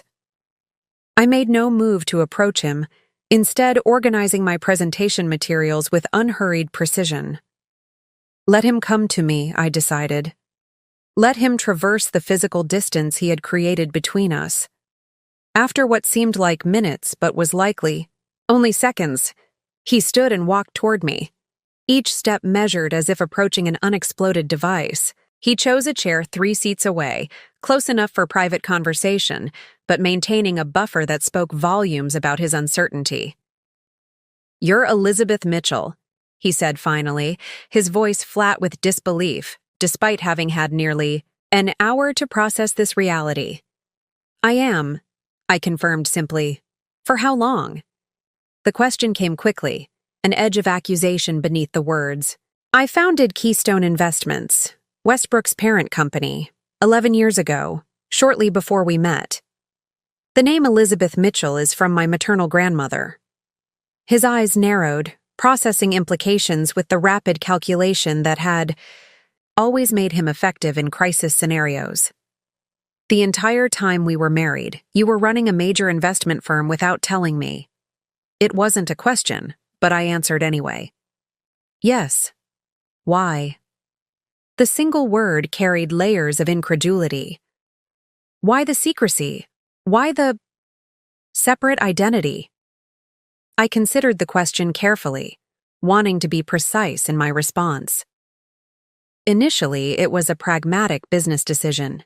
A 26-year-old woman trying to raise capital and be taken seriously in finance faces certain obstacles. Using my mother's maiden name and being deliberately vague about my age helped bypass some of those barriers. And later, he pressed, after we were married? After you'd established yourself? I met his gaze directly. Later, it became clear that our marriage functioned best when you believed your career was the primary focus of our household. The truth of this statement hit its mark with devastating accuracy. James flinched slightly, then quickly masked the reaction with a scoff. So this was all some elaborate test? Setting me up to fail? No, James. This was me building something substantial, while simultaneously maintaining the fiction that seemed necessary for our marriage to function. You never asked about my charity work or book club meetings. You never questioned why I needed a dedicated home office with enterprise-grade security. You simply assumed I was occupied with activities that posed no threat to your self-image. Leaned back, his expression hardening. And my position here? Was that part of your plan all along? Hiring your soon-to-be ex-husband without disclosing your relationship? You were hired because your qualifications matched what Westbrook needed, I replied evenly. The position was created based on legitimate business requirements. Your application was evaluated by HR and the acquisitions team before reaching my desk. I simply approved their recommendation. How generous of you, he said, sarcasm edging his tone. And were you planning to disclose your identity before or after the divorce was finalized? Today was always the plan. Leadership retreats have traditionally been when Westbrook executives meet the CEO. The timing of our personal situation accelerated nothing. James stood abruptly, pacing alongside the conference table. The controlled movement was familiar. His way of managing frustration when a negotiation wasn't proceeding as anticipated. I remained seated, watching his process unfold exactly as it always did. Initial disbelief, searching for leverage, recalculating his position. You've made me look like a fool, he said finally, turning to face me. In front of the entire executive team. No, James, I corrected quietly. You did that yourself when you introduced your upgrade at our anniversary dinner. The reference to that night hit him like a physical blow, cutting through his professional indignation to the personal betrayal beneath. For a moment, genuine emotion broke through his careful facade. A flash of shame quickly suppressed. That was personal, he said dismissively. This is business. Is it? I asked. Because from where I'm sitting, you've made our personal situation very much a business matter by bringing Vanessa to this retreat. She's waiting for you right now, isn't she? Ready to play the supportive partner role at the welcome lunch? His jaw tightened. Vanessa has nothing to do with this. She has everything to do with this, I countered. You positioned her as my replacement, James. As an upgrade who understands ambition in ways I supposedly don't. You made claims about me, about my capabilities and aspirations, that were fundamentally false, and you did so publicly, with deliberate cruelty. I didn't know, he insisted, his voice rising slightly. How could I possibly have known who you really were? That's exactly the point, I said, my calm unbroken. You never asked. In 10 years of marriage, you never once looked beyond the carefully curated image you had of me, the supportive wife who existed to advance your ambitions. Even when evidence contradicted that image, you dismissed it rather than questioning your assumptions. James ran a hand through his hair, a gesture of frustration I had seen countless times during our marriage. So what now? You're my boss. I'm your subordinate, and we're getting divorced. Is this your idea of professional? Of appropriate corporate governance? The attempt to shift from personal accountability to corporate ethics was predictable, moving the battlefield to terrain where he felt more confident, Your position reports to Michael Davis, the COO, I stated factually. While I understand the unusual nature of this situation, there is no direct reporting relationship between us. The board has been fully briefed on the circumstances and approved temporary governance adjustments to manage any potential conflicts. You've thought of everything, he said, bitterness edging his words. That's literally my job, I replied simply. Just as it's been for the past decade, while you believed I was planning dinner parties and charity auctions. James paced to the window, staring out at the assembled executives on the deck. From his vantage point, he could undoubtedly see Vanessa, among them, attempting to network while processing the sudden, dramatic shift in her strategic position. She's going to leave me, he said suddenly, the words seemingly emerging without his permission. The unexpected vulnerability of the statement caught me off guard. Not once in our decade of marriage had James admitted the fear of abandonment that drove so many of his actions. Vanessa? I asked, though I knew exactly who he meant. He nodded without turning from the window. She wanted the ambitious executive, on the rise. The man who could discard his holding him back wife and upgrade to a partner who matched his trajectory. Now I'm the idiot who didn't know his wife owned his company.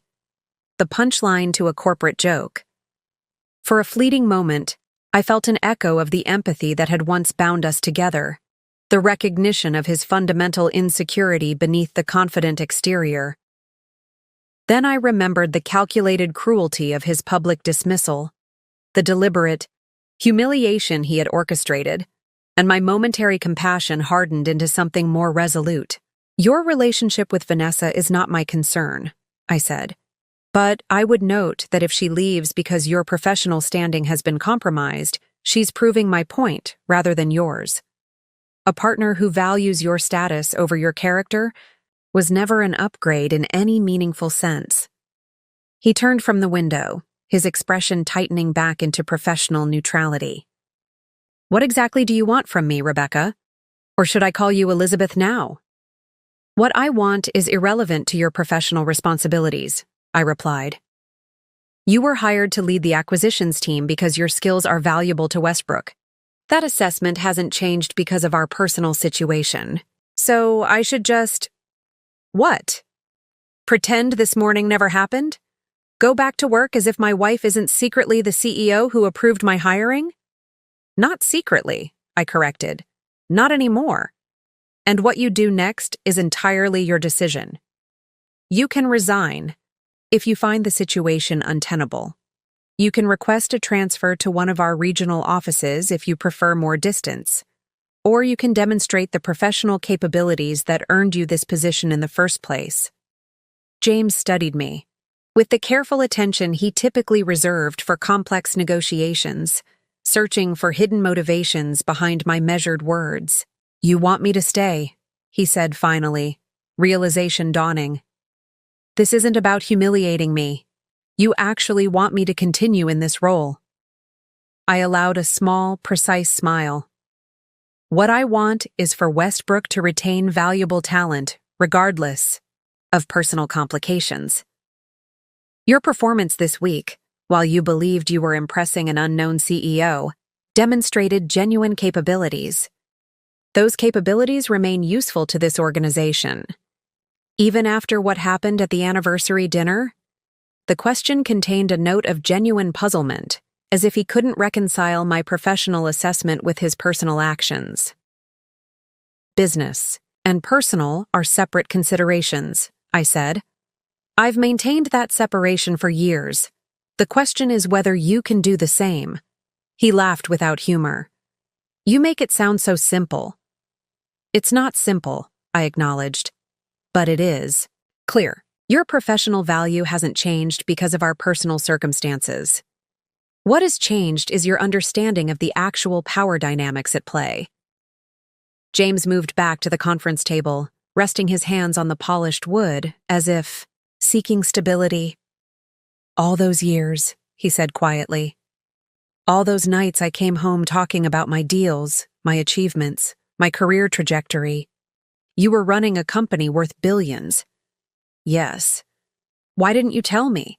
The question hung between us, deceptively simple, yet impossibly complex. I considered deflecting with practicalities about professional separation or strategic necessity, but the moment called for something more fundamental. Because you needed me to be less than you are, I said finally. Your confidence required my subordination. The moment I surpassed your achievements, which I already had when we met, you would have seen me as competition rather than partner. His instinct was to deny it. I could see the rejection forming on his lips. But something stopped him. Perhaps. The realization that our current circumstances proved my point more eloquently than any argument could. I would have adjusted, he said instead, though his tone lacked conviction. Would you? I challenged gently. When I suggested taking a part-time consulting role in our first year of marriage, you immediately discouraged it.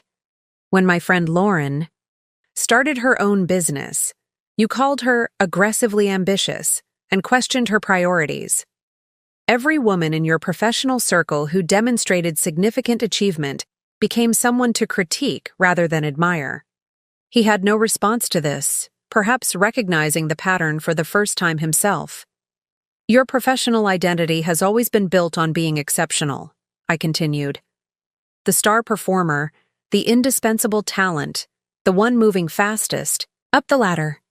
My success threatened that narrative, so I kept it separate to preserve both my company and our marriage. And now? He asked, his voice subdued. What's the end game here? Professionally? You do your job, I do mine, and Westbrook benefits from both our talents. Personally? I spread my hands in a gesture of finality.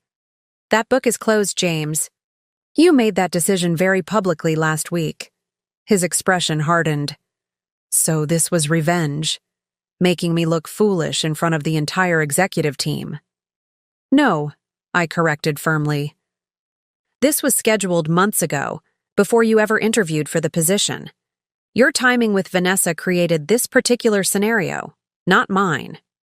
A knock at the conference room door interrupted whatever response he might have made. Michael entered. With a deliberate lack of haste, his expression professionally neutral despite the obvious tension in the room. Excuse me, he said. The lunch service is beginning, and several executives have questions about the afternoon session.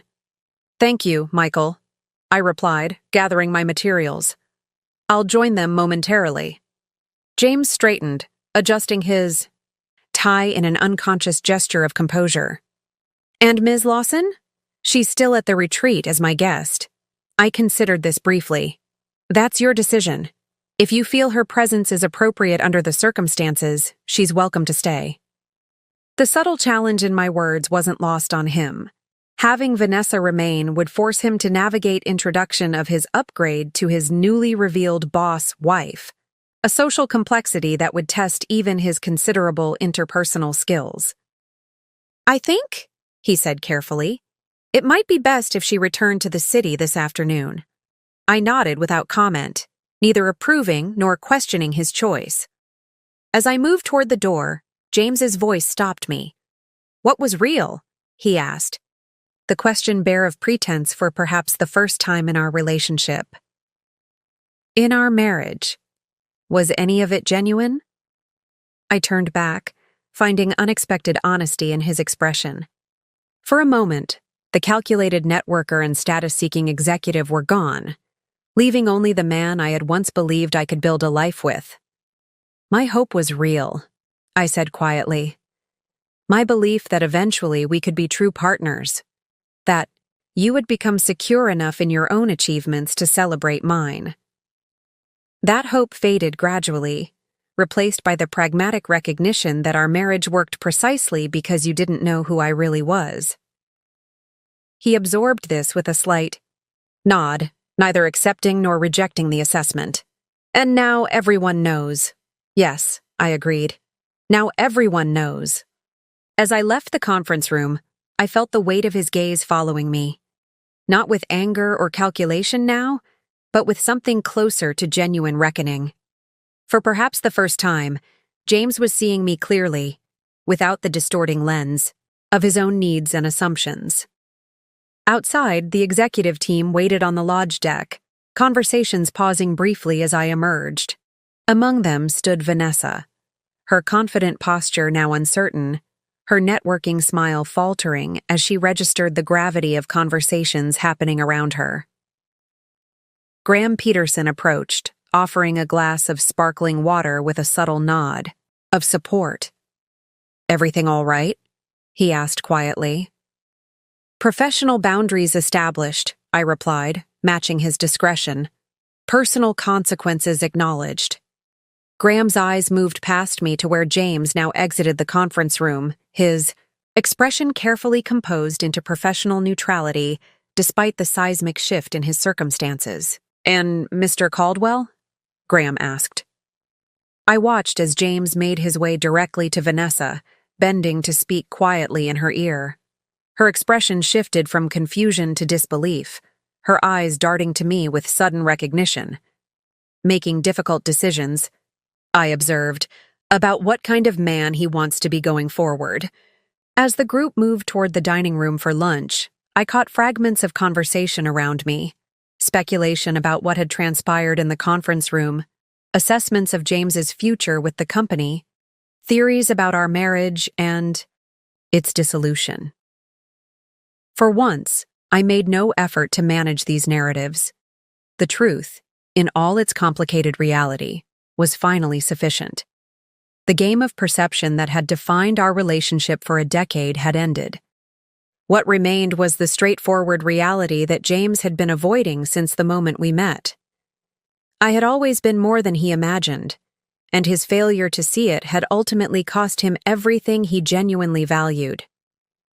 The remainder of the retreat's first day proceeded with professional efficiency, though an undercurrent of fascination rippled through every session. Executives who had known my dual identity for years maintained admirable composure, while those newly informed struggled to reconcile the revelation with their previous understanding of corporate hierarchy. James remained for the afternoon sessions, his contributions carefully measured and strictly professional. If executives were watching for signs of personal distress or resentment, he provided none, demonstrating the compartmentalization skills that had served him well throughout his career. The only visible change in circumstances was Vanessa's absence. She had departed shortly after lunch, a car arranged to take her back to Manhattan with minimal disruption to the retreat schedule. By evening, as executives gathered for the welcome dinner in the lodge's grand dining room, I had settled into a new equilibrium, no longer maintaining the exhausting separation between personal and professional identities, simply existing as myself in all contexts. The relief of this integration was profound, like setting down a heavy burden I'd carried for so long I'd forgotten its weight. I was reviewing the next day's agenda with Michael when I felt a familiar presence at my elbow. James, dressed impeccably, for dinner, his expression pleasant and professionally engaged.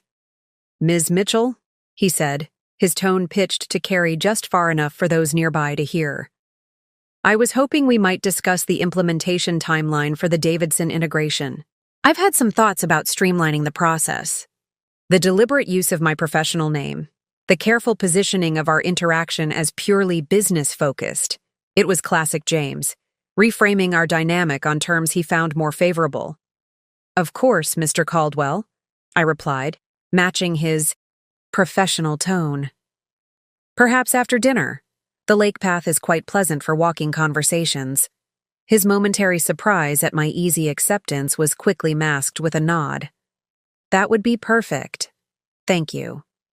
As he moved away to speak with another executive, Michael raised an eyebrow. "Are you sure that's wise?" he asked quietly. "Necessary, not wise," I corrected. "Better to address whatever he's planning directly than allow it to fester." Dinner proceeded pleasantly, with the initial shock of the morning's revelation giving way to more routine business discussions. I purposely seated myself at a table with regional directors, away from both James and the executive team members who knew our history best.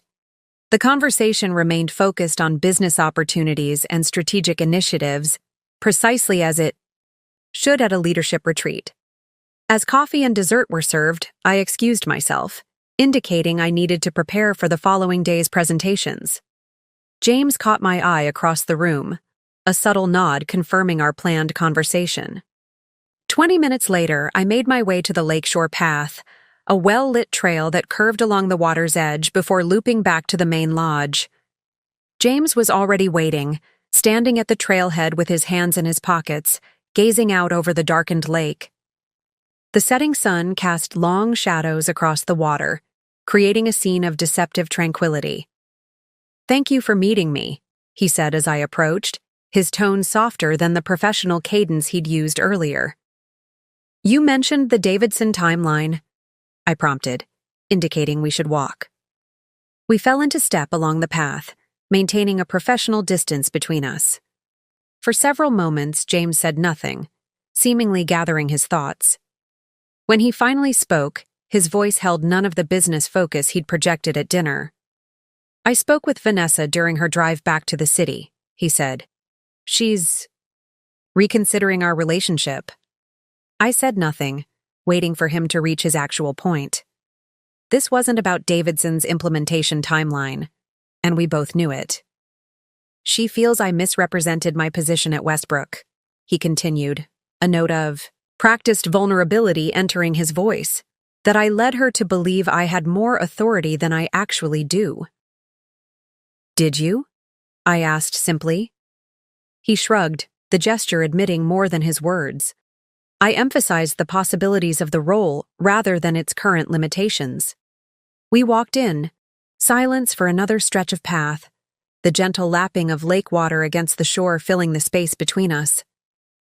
"I've been thinking about what you said earlier," James finally continued, "about me needing you to be less than you are. There might be some truth to that." The admission, partial as it was, surprised me. James rarely acknowledged personal shortcomings, preferring to reframe narratives in ways that preserved his self-image. "But I also think," he added carefully, "that we have an opportunity here." "An opportunity?" I repeated, instantly alert to the shift in his approach. "Our personal relationship may be over, but professionally, we could be quite effective together." His tone warmed, shifting into the persuasive cadence he used for pitching investment concepts. "Your strategic vision combined with my implementation skills, we could accelerate Westbrook's growth significantly." I remained silent, recognizing the familiar pattern unfolding. This was James's standard recovery technique, acknowledging just enough fault to appear reflective while simultaneously positioning himself as an essential ally moving forward. "The Davidson merger is just the beginning," he continued, enthusiasm entering his voice. "With your backing and my execution, we could target acquisitions that would transform Westbrook's market position within 18 months. "And what exactly are you proposing?" I asked, my tone neutral. He stopped walking, turning to face me directly. In the fading light, his expression held the earnest intensity that had once made him so compelling in negotiations. "A professional partnership," he said. "You as the strategic visionary, me as your implementation specialist. We expand my role to work directly with you on high-priority acquisitions, bypassing some of the more cumbersome approval processes." And there it was, the actual proposal beneath the relationship analysis and professional flattery. James wanted to leverage our past connection to advance his position at Westbrook, creating a special role that would elevate him above his peers and the normal organizational structure. "That's an interesting suggestion," I said carefully, "though it raises obvious governance concerns, which could be addressed through appropriate disclosures and oversight mechanisms," he countered quickly. "The point is, we have a unique opportunity to create value from our unusual situation." I resumed walking, considering how best to respond to his transparent attempt at manipulation. The James of a week ago, before he knew my true identity, would never have proposed such a partnership. This wasn't about recognizing my capabilities. It was about salvaging his position through strategic alliance with the power he had only just discovered. "You know what's most interesting about this conversation?" I said finally. A week ago, you were introducing Vanessa as your upgrade, because she understands ambition in ways I supposedly didn't. Now you're proposing we leverage my strategic vision and your implementation skills as complementary strengths. James had the grace to look momentarily discomfited before recovering his composure. I've learned a great deal in the past 24 hours, he offered, his tone carefully modulated to convey humility without weakness. What you've learned, I corrected gently, is that I have power you didn't recognize. That realization hasn't changed your fundamental approach, only your target. When you thought I was just your wife, you discarded me for a partner who better served your ambitions. Now that you know I'm your CEO, you're proposing a partnership that would serve those same ambitions. His expression tightened almost imperceptibly. That's an unfair characterization. I'm simply identifying a professional opportunity that could benefit Westbrook. No, James, I said, stopping to face him directly.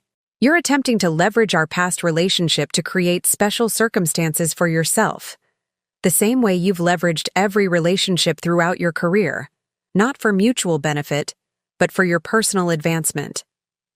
For a moment, genuine frustration broke through his carefully maintained facade. What do you want from me? He demanded, his voice rising slightly. I'm trying to find a way forward here. What I want, I replied evenly, is for you to do the job you were hired to do, within the organizational structure that exists for every other director at Westbrook. No special access, no bypassed processes, no preferential treatment. Even though we have a decade of history that could make us more effective together. That history is precisely why such an arrangement would be inappropriate, I countered. Our professional relationship needs more separation, not less. James ran a hand through his hair, a rare gesture of genuine agitation. So you're determined to keep me at arm's length professionally because of what happened personally? No, I corrected firmly. I'm determined to maintain appropriate corporate governance regardless of our personal history. The same standards apply to you as to every other executive at Westbrook. We had completed the lake loop, arriving back at the path that led to the main lodge. James paused, visibly recalculating his approach as he had so many times during our marriage when his initial strategy failed to yield the desired outcome. I understand, he said finally, his tone shifting back to professional courtesy. Thank you for the clarity. I'll focus on my departmental responsibilities and the standard reporting structure. The easy capitulation was suspicious. James never abandoned a negotiating position without securing some concession. But his expression revealed nothing beyond polite acceptance, his professional mask firmly back in place. Is there anything else we need to discuss before tomorrow's sessions? I asked, maintaining the business focus he now seemed to prefer. Just one thing, he said, his tone deliberately casual.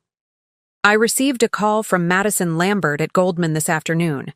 They're apparently quite interested in my perspective on potential acquisition targets in the fintech space. The implied threat was clear. If Westbrook wouldn't provide the advancement opportunities he sought, other firms would. It was another familiar tactic, one he had deployed throughout his career when negotiations stalled, creating the perception of external demand to increase his internal value. Madison is excellent at identifying talent, I acknowledged, neither discouraging nor encouraging the implied opportunity. You should always explore options that align with your career goals. My neutral response clearly wasn't what he had anticipated. James studied me for a moment, perhaps searching for signs of concern or possessiveness that would indicate his leverage tactic had succeeded. I'll see you at tomorrow's session then, he said finally, nodding a professional goodbye before turning toward the lodge. I remained by the lake a few minutes longer, watching his retreating figure and reflecting on the predictability of his approach. Even now, facing circumstances that had upended his understanding of our entire relationship, James defaulted to the same manipulative tactics that had defined his career, creating artificial competition, leveraging relationships for personal advancement, positioning himself as uniquely valuable. The realization carried a certain melancholy, not for the relationship lost, but for the recognition that James would likely never change. His fundamental approach to life, to relationships, to professional advancement remained constant regardless of external circumstances. The only difference was that now, finally, I could see his maneuvers with complete clarity, unfiltered by the performances we had both maintained during our marriage. As I turned toward my cabin, I felt not anger but a profound sense of liberation. For 10 years, I had carefully managed James's ego while building something substantial in the shadows. Now, stepping fully into the light of integrated identity, I no longer needed to diminish myself to accommodate his insecurities. Whatever manipulations he attempted going forward would be met with the clear-eyed assessment of a CEO evaluating an ambitious but flawed executive. Nothing more, nothing less. The game he thought he was playing had fundamentally changed. James just hadn't realized it yet. The second day of the retreat dawned clear and crisp, the kind of perfect autumn morning that made the Adirondacks famous. I woke early, reviewing presentation materials in my cabin while enjoying coffee on the small porch overlooking the lake. The serenity of the setting contrasted sharply with the tension that had defined the previous day's revelations and conversations. My phone chimed with a message from Michael. Breakfast in progress. Everyone present except JC. Housekeeping reports? He cleared out his cabin before dawn. The information wasn't entirely surprising after our conversation by the lake. James had always preferred strategic exits to sustained confrontation. Leaving early allowed him to control the narrative around his departure, rather than facing another day of adjusted power dynamics. Any communication from him? I texted back. Michael's response came quickly. Email to HR at 5:42 a.m. with resignation letter attached. Cited unforeseen personal circumstances and professional conflict of interest. So that was his choice. Rather than adapting to the new reality, James had opted for complete withdrawal, removing himself from a situation where he couldn't dictate the terms of engagement. It was consistent with his pattern. When manipulation failed to produce the desired outcome, retreat and regroup became his preferred strategy. I considered how to address his departure with the executive team.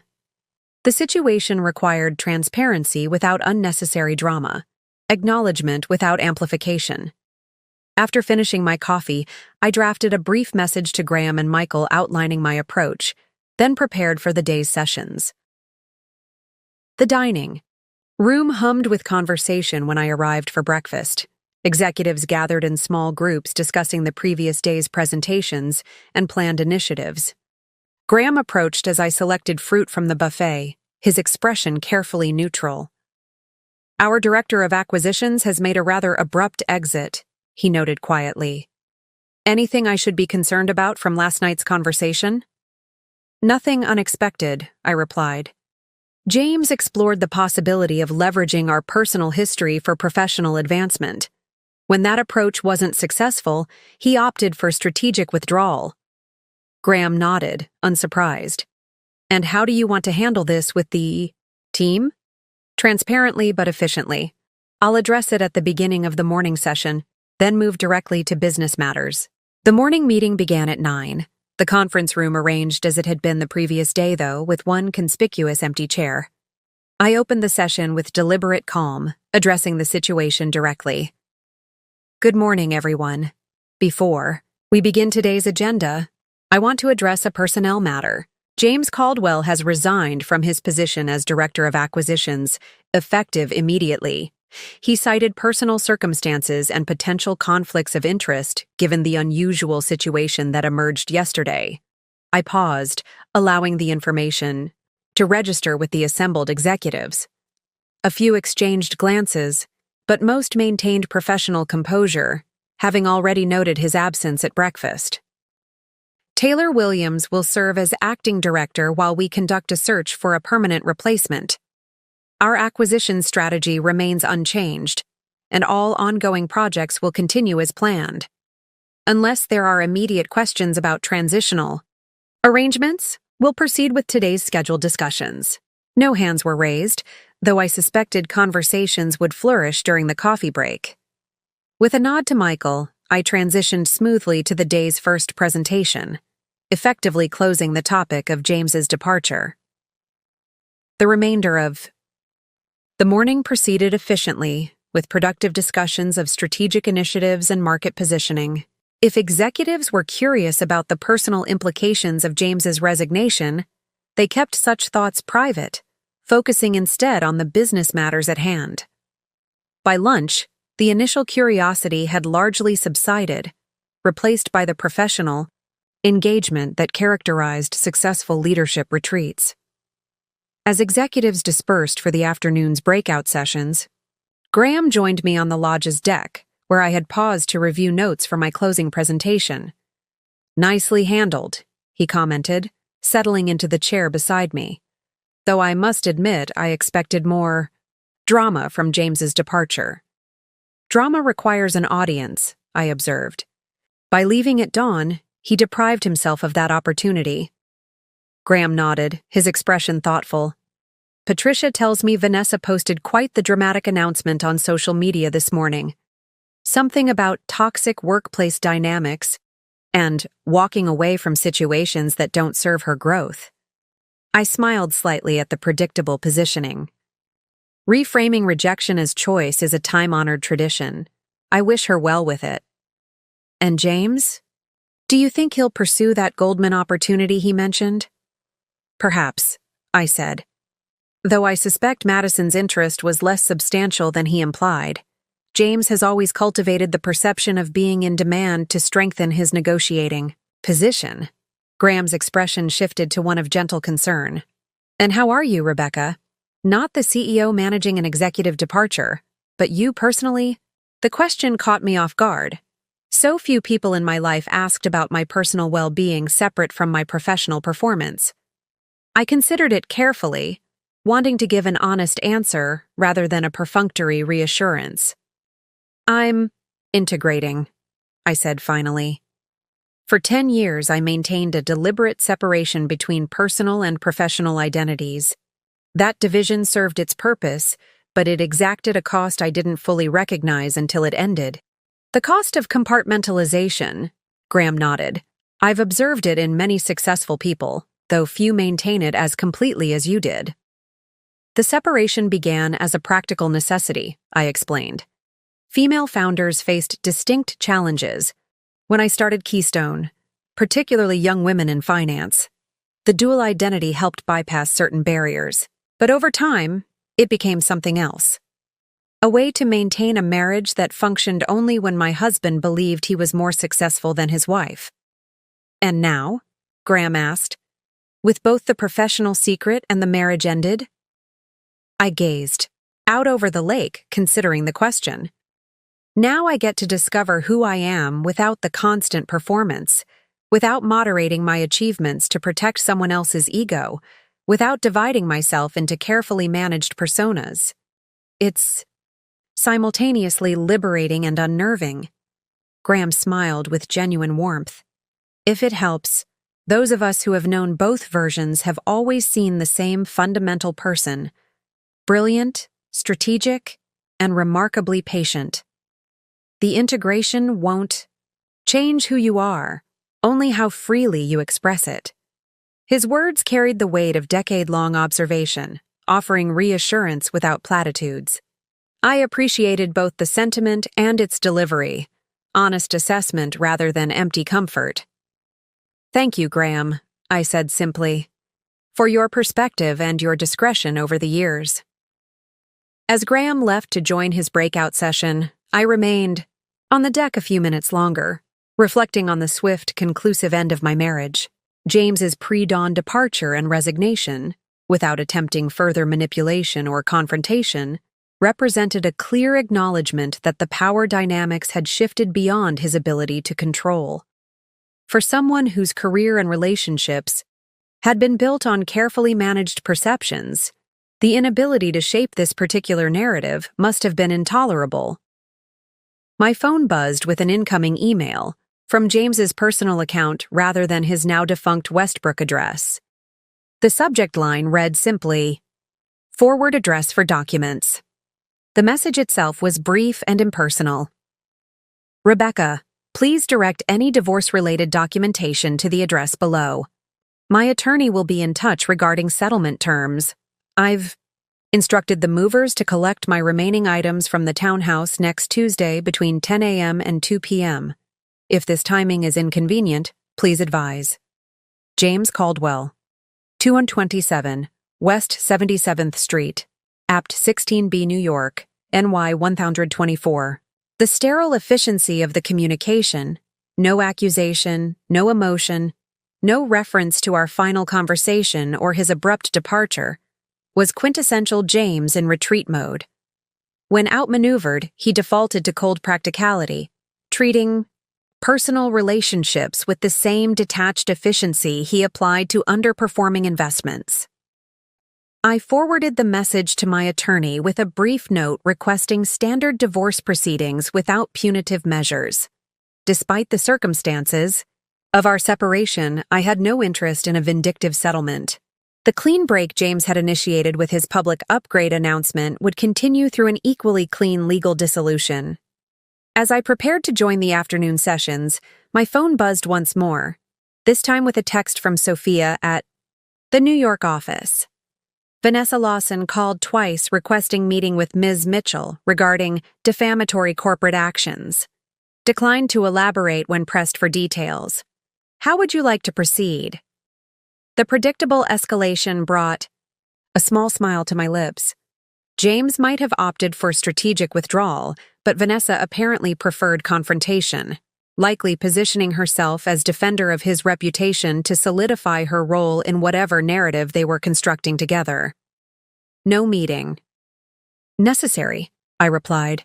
If she calls again, direct her to HR for any employment-related concerns. For all other matters, my attorney's contact information will suffice. With that final communication boundary established, I tucked my phone away and gathered my materials for the afternoon sessions. The retreat would continue for another day, focused entirely on Westbrook's future strategic positioning. James Caldwell, both as executive and husband, had exited that future through his own deliberate choices. What remained was neither the compartmentalized CEO nor the carefully diminished wife, but simply myself, integrated, clear-eyed, and finally free to build a life without artificial divisions or strategic compromises. The definitive break had come not with dramatic confrontation, but with quiet certainty, the natural conclusion to a relationship built on performances that could no longer be maintained once the fundamental truth was revealed. As I walked toward the conference room, I felt lighter than I had in years, unburdened by the weight of dual identities and calibrated self-presentation. Whatever came next, professionally or personally, would be approached as my complete self, without strategic diminishment or calculated moderation. The marriage that had begun with calculated misunderstanding had ended with clarifying truth. In this, at least, there was a certain symmetry, a narrative consistency that even James, with his appreciation for strategic positioning, might grudgingly acknowledge. The weeks following the leadership retreat brought a new rhythm to my life, a recalibration of routines no longer divided between separate identities. I moved through Manhattan as simply myself, attending meetings, making decisions, and navigating professional relationships without the exhausting mental calculations of who knew what about my life. The townhouse James and I had shared felt both empty and liberating. I began small changes, rearranging furniture, replacing artwork chosen for his preferences, converting his home office into a reading room filled with financial texts and economic analyses I'd previously kept at my downtown apartment. The divorce proceedings progressed with surprising efficiency. James, evidently eager to close this chapter quickly, accepted the equitable settlement terms my attorney proposed without protracted negotiation. The prenuptial agreement we'd signed a decade earlier, insisted upon by my family's advisors despite my limited disclosed assets at the time, provided a clean framework for disentanglement. Professional adjustments proved more complex than personal ones. Westbrook's executive team adapted quickly to my integrated identity, but middle management and client relationships required more careful navigation. Decades of gender bias in finance had informed my original decision to operate behind Graham's public-facing chairmanship. Those dynamics hadn't disappeared simply because I had stepped into the light. "The Davidson partners are requesting a meeting with you personally," Michael reported during our weekly status review. Apparently, they have concerns about leadership stability following James's departure. I nodded, unsurprised. "Schedule it for next week. I'll address their concerns directly." "They specifically asked to meet with Mr. Mitchell," Michael added, his expression conveying the awkwardness of the situation. "Then they'll learn something new at our meeting," I replied, simply. "Update the merger documentation to reflect my correct details, but otherwise proceed as planned." Such moments occurred with decreasing frequency as weeks passed, the business world adjusting to the revelation that Elizabeth Mitchell was neither male nor mysterious, but simply a woman who had built something substantial while navigating persistent biases. The professional sphere, however challenging, provided familiar territory. It was the personal wilderness that proved more difficult to traverse. The empty evenings no longer filled with performative dinner parties and strategic networking events. The sudden absence of a decade-long relationship, however flawed it had been. I found myself in an unexpected period of rediscovery, learning to exist as an integrated person after years of careful compartmentalization. Simple decisions, where to dine, what to wear, how to spend a rare free weekend, became exercises in self-knowledge, uncovering preferences I had subjugated for the sake of marital harmony or professional disguise. One Tuesday afternoon, I left the office early, something I rarely did, and walked through Central Park as autumn leaves fell around me. Without conscious decision, I found myself entering the Metropolitan Museum of Art, the place where James and I had first met 8 years ago at a charity gala. I wandered through the galleries with no agenda, absorbing the artwork for pure pleasure, rather than as backdrop for networking. Standing before an abstract expressionist painting I'd always admired, but James had dismissed as pretentious, I experienced a moment of clarity. The compartmentalization that had defined my marriage had begun long before I met James. The dual identities had served a purpose during Keystone's early years, but I had maintained the division far longer than necessary, using James's ego as justification for my own reluctance to fully integrate my life. The truth was uncomfortable but important. I had chosen James precisely because he wouldn't challenge certain barriers I'd erected. His self-absorption had provided convenient cover for my own emotional unavailability. While he had certainly contributed to our marital dysfunction, I had been an equal architect of its fundamental design. 6 weeks after the leadership retreat, on a crisp November evening, I found myself at a small gallery opening in Chelsea, attending not for networking purposes or to accompany James to a client's exhibition, but simply because the artist's work interested me. The freedom of this small choice felt surprisingly significant as I moved through the crowded space, engaging with the art without calculation or performance. "Rebecca Caldwell," a voice said from behind me as I studied a particularly striking canvas. "Or do you prefer Elizabeth Mitchell these days?" I turned to find Patricia Peterson, elegant as always in a beautifully tailored suit, her expression warm with genuine pleasure at our encounter. "Either works," I replied with a smile. "Though I'm finding Rebecca feels more natural outside. The office." Patricia nodded, understanding the subtle distinction. "It's good to see you in a setting like this," she said, gesturing to the gallery. "Graham mentioned you've been working rather relentlessly since the retreat." "There's been a lot to manage," I acknowledged. "But tonight I'm just here for the art." "As am I," Patricia said, linking her arm through mine with casual warmth. Though I must confess a personal connection, the artist is my niece. Would you like an introduction? The offer held no agenda, no strategic networking potential, nothing beyond simple human connection. I accepted with genuine pleasure, allowing Patricia to guide me through the crowd toward a young woman gesturing animatedly to a small group of admirers. The evening unfolded with unexpected ease, conversations about art and creative process, a glass of wine shared with Patricia as we discussed books we'd recently enjoyed, an invitation to join the Petersons for dinner the following week, with absolutely no business talk allowed.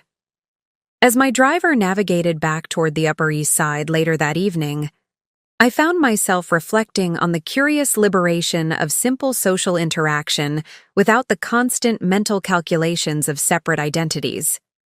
The professional gains of integration were significant, but the personal relief was profound. No longer maintaining elaborate fictions or careful compartmentalization, simply existing as myself in all contexts. James had intended the anniversary dinner as my ending, a public diminishment designed to establish his ascendance and my irrelevance. Instead, it had become a beginning, the catalyst for integration I had avoided for years. In discarding me as insufficient, he had inadvertently freed me to become more completely myself than I had been in a decade. The wilderness period wasn't about being lost, I realized as the car pulled up to my townhouse. It was about finding my way to a self no longer divided against itself for someone else's comfort. The path forward remained uncertain in many respects, but for the first time in years, I was walking it as a whole person, not Rebecca or Elizabeth, but simply myself, undivided and undiminished. 3 months after the leadership retreat, winter had settled over Manhattan, transforming the city, with pristine snow that quickly surrendered to urban reality.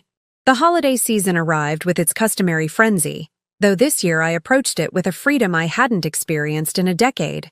No carefully choreographed corporate parties where I played the role of supportive spouse, no strategic gift, exchanges with James's colleagues and their wives. The divorce had been finalized with remarkable speed. The clean terms of our prenuptial agreement and James's eagerness to conclude matters expediting a process that often dragged on for years. My attorney reported that he had accepted all standard provisions without negotiation, his signature on the final documents arriving mere hours after they were delivered to his new address. "It seems Mr. Caldwell is quite motivated to move forward," she observed during our final meeting. "Moving forward has always been James's preference," I replied, "particularly when the past becomes inconvenient." Professional life had stabilized as well. The Davidson merger had successfully closed despite initial concerns about leadership changes, my direct handling of their executive team effectively addressing questions about Westbrook's stability. The market had responded positively to the acquisition, with our stock price rising steadily through the fourth quarter. More significantly, I had begun reshaping Westbrook's organizational culture now that I was fully visible as its leader. The RC, carefully structured hierarchy James had attempted to navigate, had been flattened in key areas, creating more direct communication channels between innovation teams and executive leadership. Talent that had previously been overlooked, particularly women in middle management positions, was being recognized and advanced based on demonstrated capabilities rather than political connections. The quarterly results are exceeding projections by nearly 8%, Michael reported during our year-end review, and employee satisfaction metrics are up across all departments. "And external perception?" I asked, knowing the financial world's skepticism about female leadership remained an unspoken reality. "Increasingly positive," Michael confirmed. "The Davidson success story has helped considerably. Your profile in Financial Times last month positioned Westbrook as innovative precisely because of your unconventional leadership approach. The professional validation was gratifying, but it was the personal transformations that most surprised me. Without the constant performance of being James's wife, a role that had required careful modulation of my intelligence, ambition, and capabilities, I discovered aspects of myself that had been suppressed for years. I joined a women's investment group I had previously avoided for fear of being recognized, finding unexpected camaraderie with other female executives navigating similar challenges. I enrolled in advanced quantum computing courses at Columbia, exploring technologies that would reshape financial markets in coming decades. I even began rock climbing at an indoor facility near my office, the physical challenges providing a welcome counterbalance to intellectual demands. Most significantly, I reconnected with family and friends who had been carefully compartmentalized during my marriage. My cousin Emma, once my closest confidant before James had subtly discouraged the relationship, visited from Boston for a weekend that reminded me how much I had missed authentic connection. "I hardly recognize this version of you," she said, as we shared wine in my newly redecorated living room. "You seem unburdened." "I spent 10 years carrying the weight of other people's expectations," I acknowledged. James's need to feel superior, the market's biases about female leadership, my own fears about being fully seen. Putting those down has been surprisingly liberating. Emma studied me thoughtfully. "Have you heard from him? Since everything was finalized?" "Not directly," I said, "though I understand from industry contacts that he's taken a position with a boutique firm in Chicago, smaller than his previous roles, but with an impressive title." "Typical," Emma snorted. "Always prioritizing appearances over substance." "It's who he is," I said without rancor. "Status has always been James's primary currency. I don't fault him for it anymore. I just recognize it's fundamentally incompatible with my values." What I didn't share with Emma was the fleeting moment of reflection I'd experienced upon learning of James's relocation. Not regret for our ended marriage, but acknowledgement that we had both been playing roles that ultimately served neither of us well. His public discard of me had been cruel and calculating, but it had also freed me from a performance I might otherwise have maintained indefinitely. In early February, I attended the annual Global Finance Summit in Zurich, my first time participating as the public face of Westbrook rather than operating behind Graham Peterson's chairmanship. The event gathered industry leaders for 3 days of panels, presentations, and the inevitable networking that shaped financial relationships worldwide. During a morning break between sessions, I found myself approached by Madison Lambert, the Goldman executive James had name-dropped during our confrontation at the leadership retreat. "Rebecca Caldwell," she said, extending her hand with professional warmth, "or Elizabeth Mitchell, depending on which business card you're using today." I accepted the handshake with a genuine smile, appreciating the directness. "Just Rebecca is fine. It's good to finally meet you, Madison. Your work on algorithmic trading regulation has been groundbreaking." "As has your stealth approach to building Westbrook," she countered with approval, though I imagine maintaining separate identities became rather exhausting. "More than I recognized until it ended," I acknowledged. Madison nodded thoughtfully, then hesitated before continuing. "I hope you don't mind my mentioning this, but James Caldwell contacted me several months ago, leveraging your name rather aggressively to secure a meeting." "That doesn't surprise me," I replied evenly.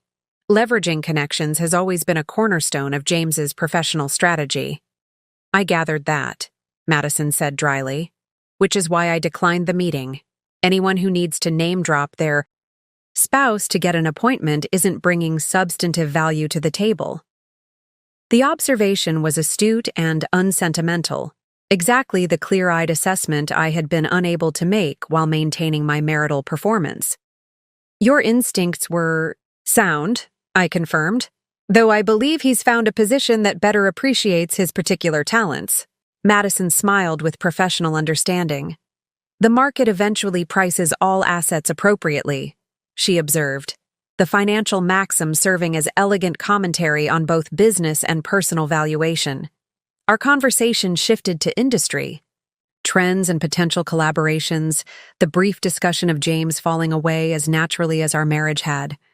The interaction left me with a curious sense of completion. professional recognition of my capabilities, without the shadow of a husband who had once claimed credit for connections he hadn't realized were actually mine.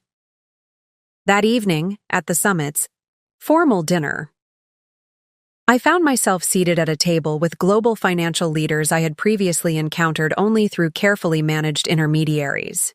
The conversations flowed with intellectual rigor and professional respect, my contributions valued without the discounting I had often experienced when operating through male proxies. As I glanced around the ornate ballroom, taking in the concentrated, financial power represented in the room, I realized how fundamentally my perspective had shifted.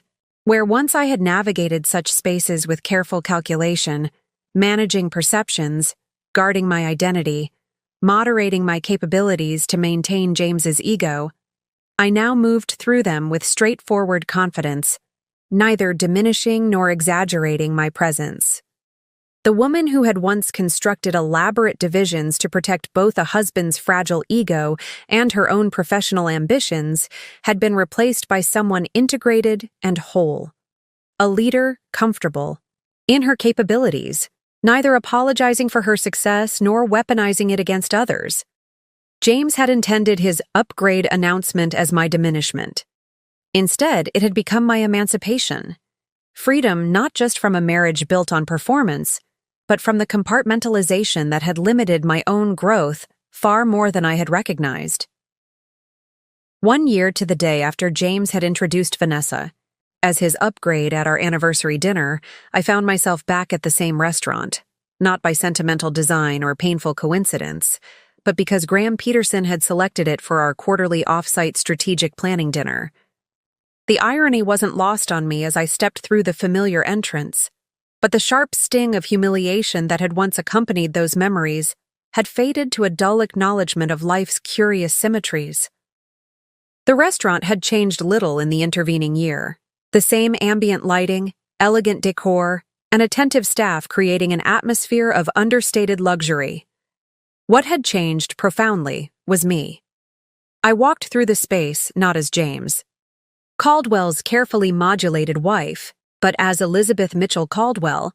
I had recently reclaimed my full name, integrating both identities legally as I had personally, CEO of a thriving financial institution and a woman fully comfortable in her own power. Ms. Mitchell Caldwell, the maitre d' greeted me with professional deference. Your party is all ready, seated in the private dining room. As I followed him through the main dining area toward our reserved space, a familiar figure at the bar caught my eye.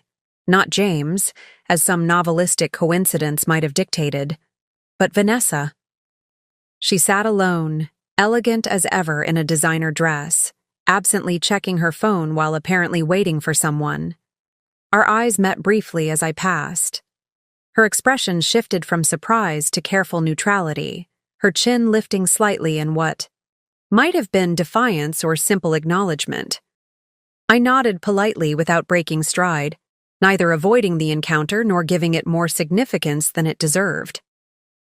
The executive dinner proceeded productively, Westbrook's leadership, team discussing expansion opportunities and technological investments with the engaged focus that had become our hallmark. I had rebuilt the executive ranks thoughtfully over the past year, promoting talent based on demonstrated capabilities rather than political connections, creating a team notable for both its diversity and its results. The Asian market's expansion is exceeding projections by nearly 12%, our new director of acquisitions reported, a talented woman who had been overlooked during James's brief tenure, but whose strategic insights had proven invaluable since her promotion. The board is extremely pleased with our performance this quarter, Graham added, particularly the innovation pipeline you've established with the quantum computing initiative. The discussion continued, focused entirely on future possibilities, rather than past achievements. It was this forward orientation that had always driven me professionally, even when personal circumstances had required elaborate compartmentalization to maintain it. As our dinner concluded and executives began dispersing, Graham lingered behind, his expression thoughtful. Quite a year, he observed once we were alone. "Westbrook has transformed under your visible leadership." "Evolution rather than transformation," I corrected gently. "The vision was always there. What changed was simply who articulated it." Graham nodded, acknowledging the distinction. "And, personally, how has that evolution progressed?" The question was offered with genuine care rather than curiosity, reflecting the friendship that had deepened beyond professional mentorship over the past year. "Integration continues," I replied, honestly. "Some days more successfully than others, but the performance aspects have largely fallen away." "Good," Graham said simply. "That performance was never necessary for those who truly saw you." As we made our way toward the exit, I noticed Vanessa still at the bar, now joined by a man I didn't recognize.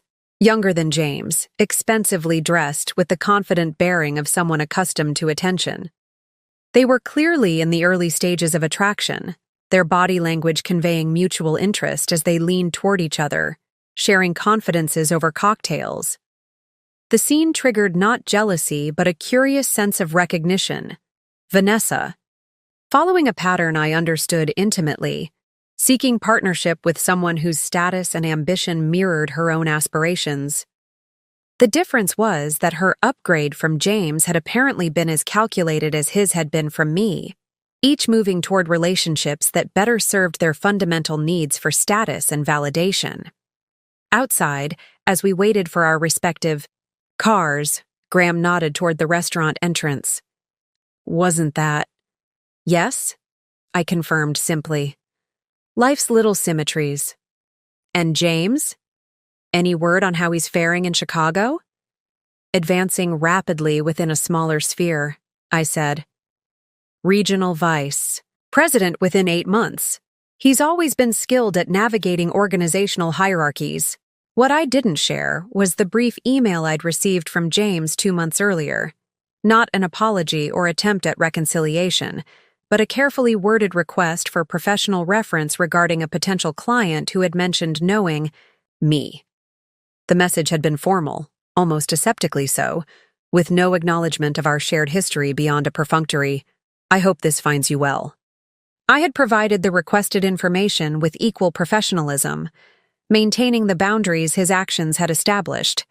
His response, a brief, "Thank you for your assistance," suggested he had found some equilibrium in his new circumstances, though whether he had gained any insight from our unraveling remained unclear.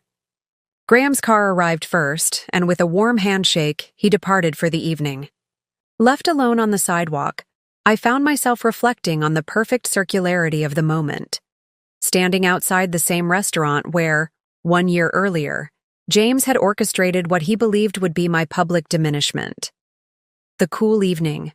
Air carried hints of approaching spring, the seasonal shift promising renewal after winter's necessary dormancy. I breathed it in deeply, appreciating the moment's symbolism without being constrained by it.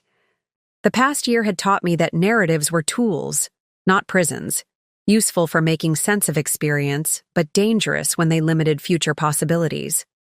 My own car arrived, the driver holding the door with professional courtesy. As I settled into the back seat, my phone chimed with an incoming message. Not from James or anyone connected to my past, but from Dr. Eleanor West, the quantum computing specialist I had recently recruited to lead Westbrook's most ambitious technological initiative. Breakthrough with the algorithmic model this evening. Results exceeding all projections. Can we meet first thing tomorrow to discuss implications? I smiled at the timing, the forward-looking message arriving precisely as I departed this place of completed history. Absolutely. My office, 7 a.m. Bring the full data set. As the car pulled away from the curb, I glanced back once at the restaurant, not with regret or nostalgia, but with the clear-eyed acknowledgement of distance traveled. The woman who had sat frozen in humiliation at that anniversary dinner no longer existed, not because she had been destroyed by public rejection, but because she had finally been integrated into something more complete. James had introduced his Upgrade exactly 1 year ago, never suspecting that his calculated cruelty would ultimately free me from the performance that had limited us both. In discarding me for someone he believed better served his ambitions, he had inadvertently catalyzed the integration I had avoided for years, the merging of Elizabeth Mitchell's professional power with Rebecca Caldwell's personal presence. True upgrade, it turned out, had been neither his new relationship nor my professional revelation, but simply this: the freedom to exist as my complete self, undivided and undiminished by others' expectations. As Manhattan's lights blurred past the car windows, I opened my tablet to review Dr. West's preliminary findings, my mind already engaged with tomorrow's possibilities rather than yesterday's completed narratives. James had intended our anniversary dinner as an ending, the conclusion of a wife who no longer served his purposes. Instead, it had become a beginning, the first step toward a self no longer fragmented for someone else's comfort. The symmetry of tonight's encounter with Vanessa felt less like cosmic significance and more like simple closure. The final page of a chapter already concluded, allowing the story to progress toward what came next. And what came next, I realized with quiet certainty, would be shaped entirely by my own integrated voice.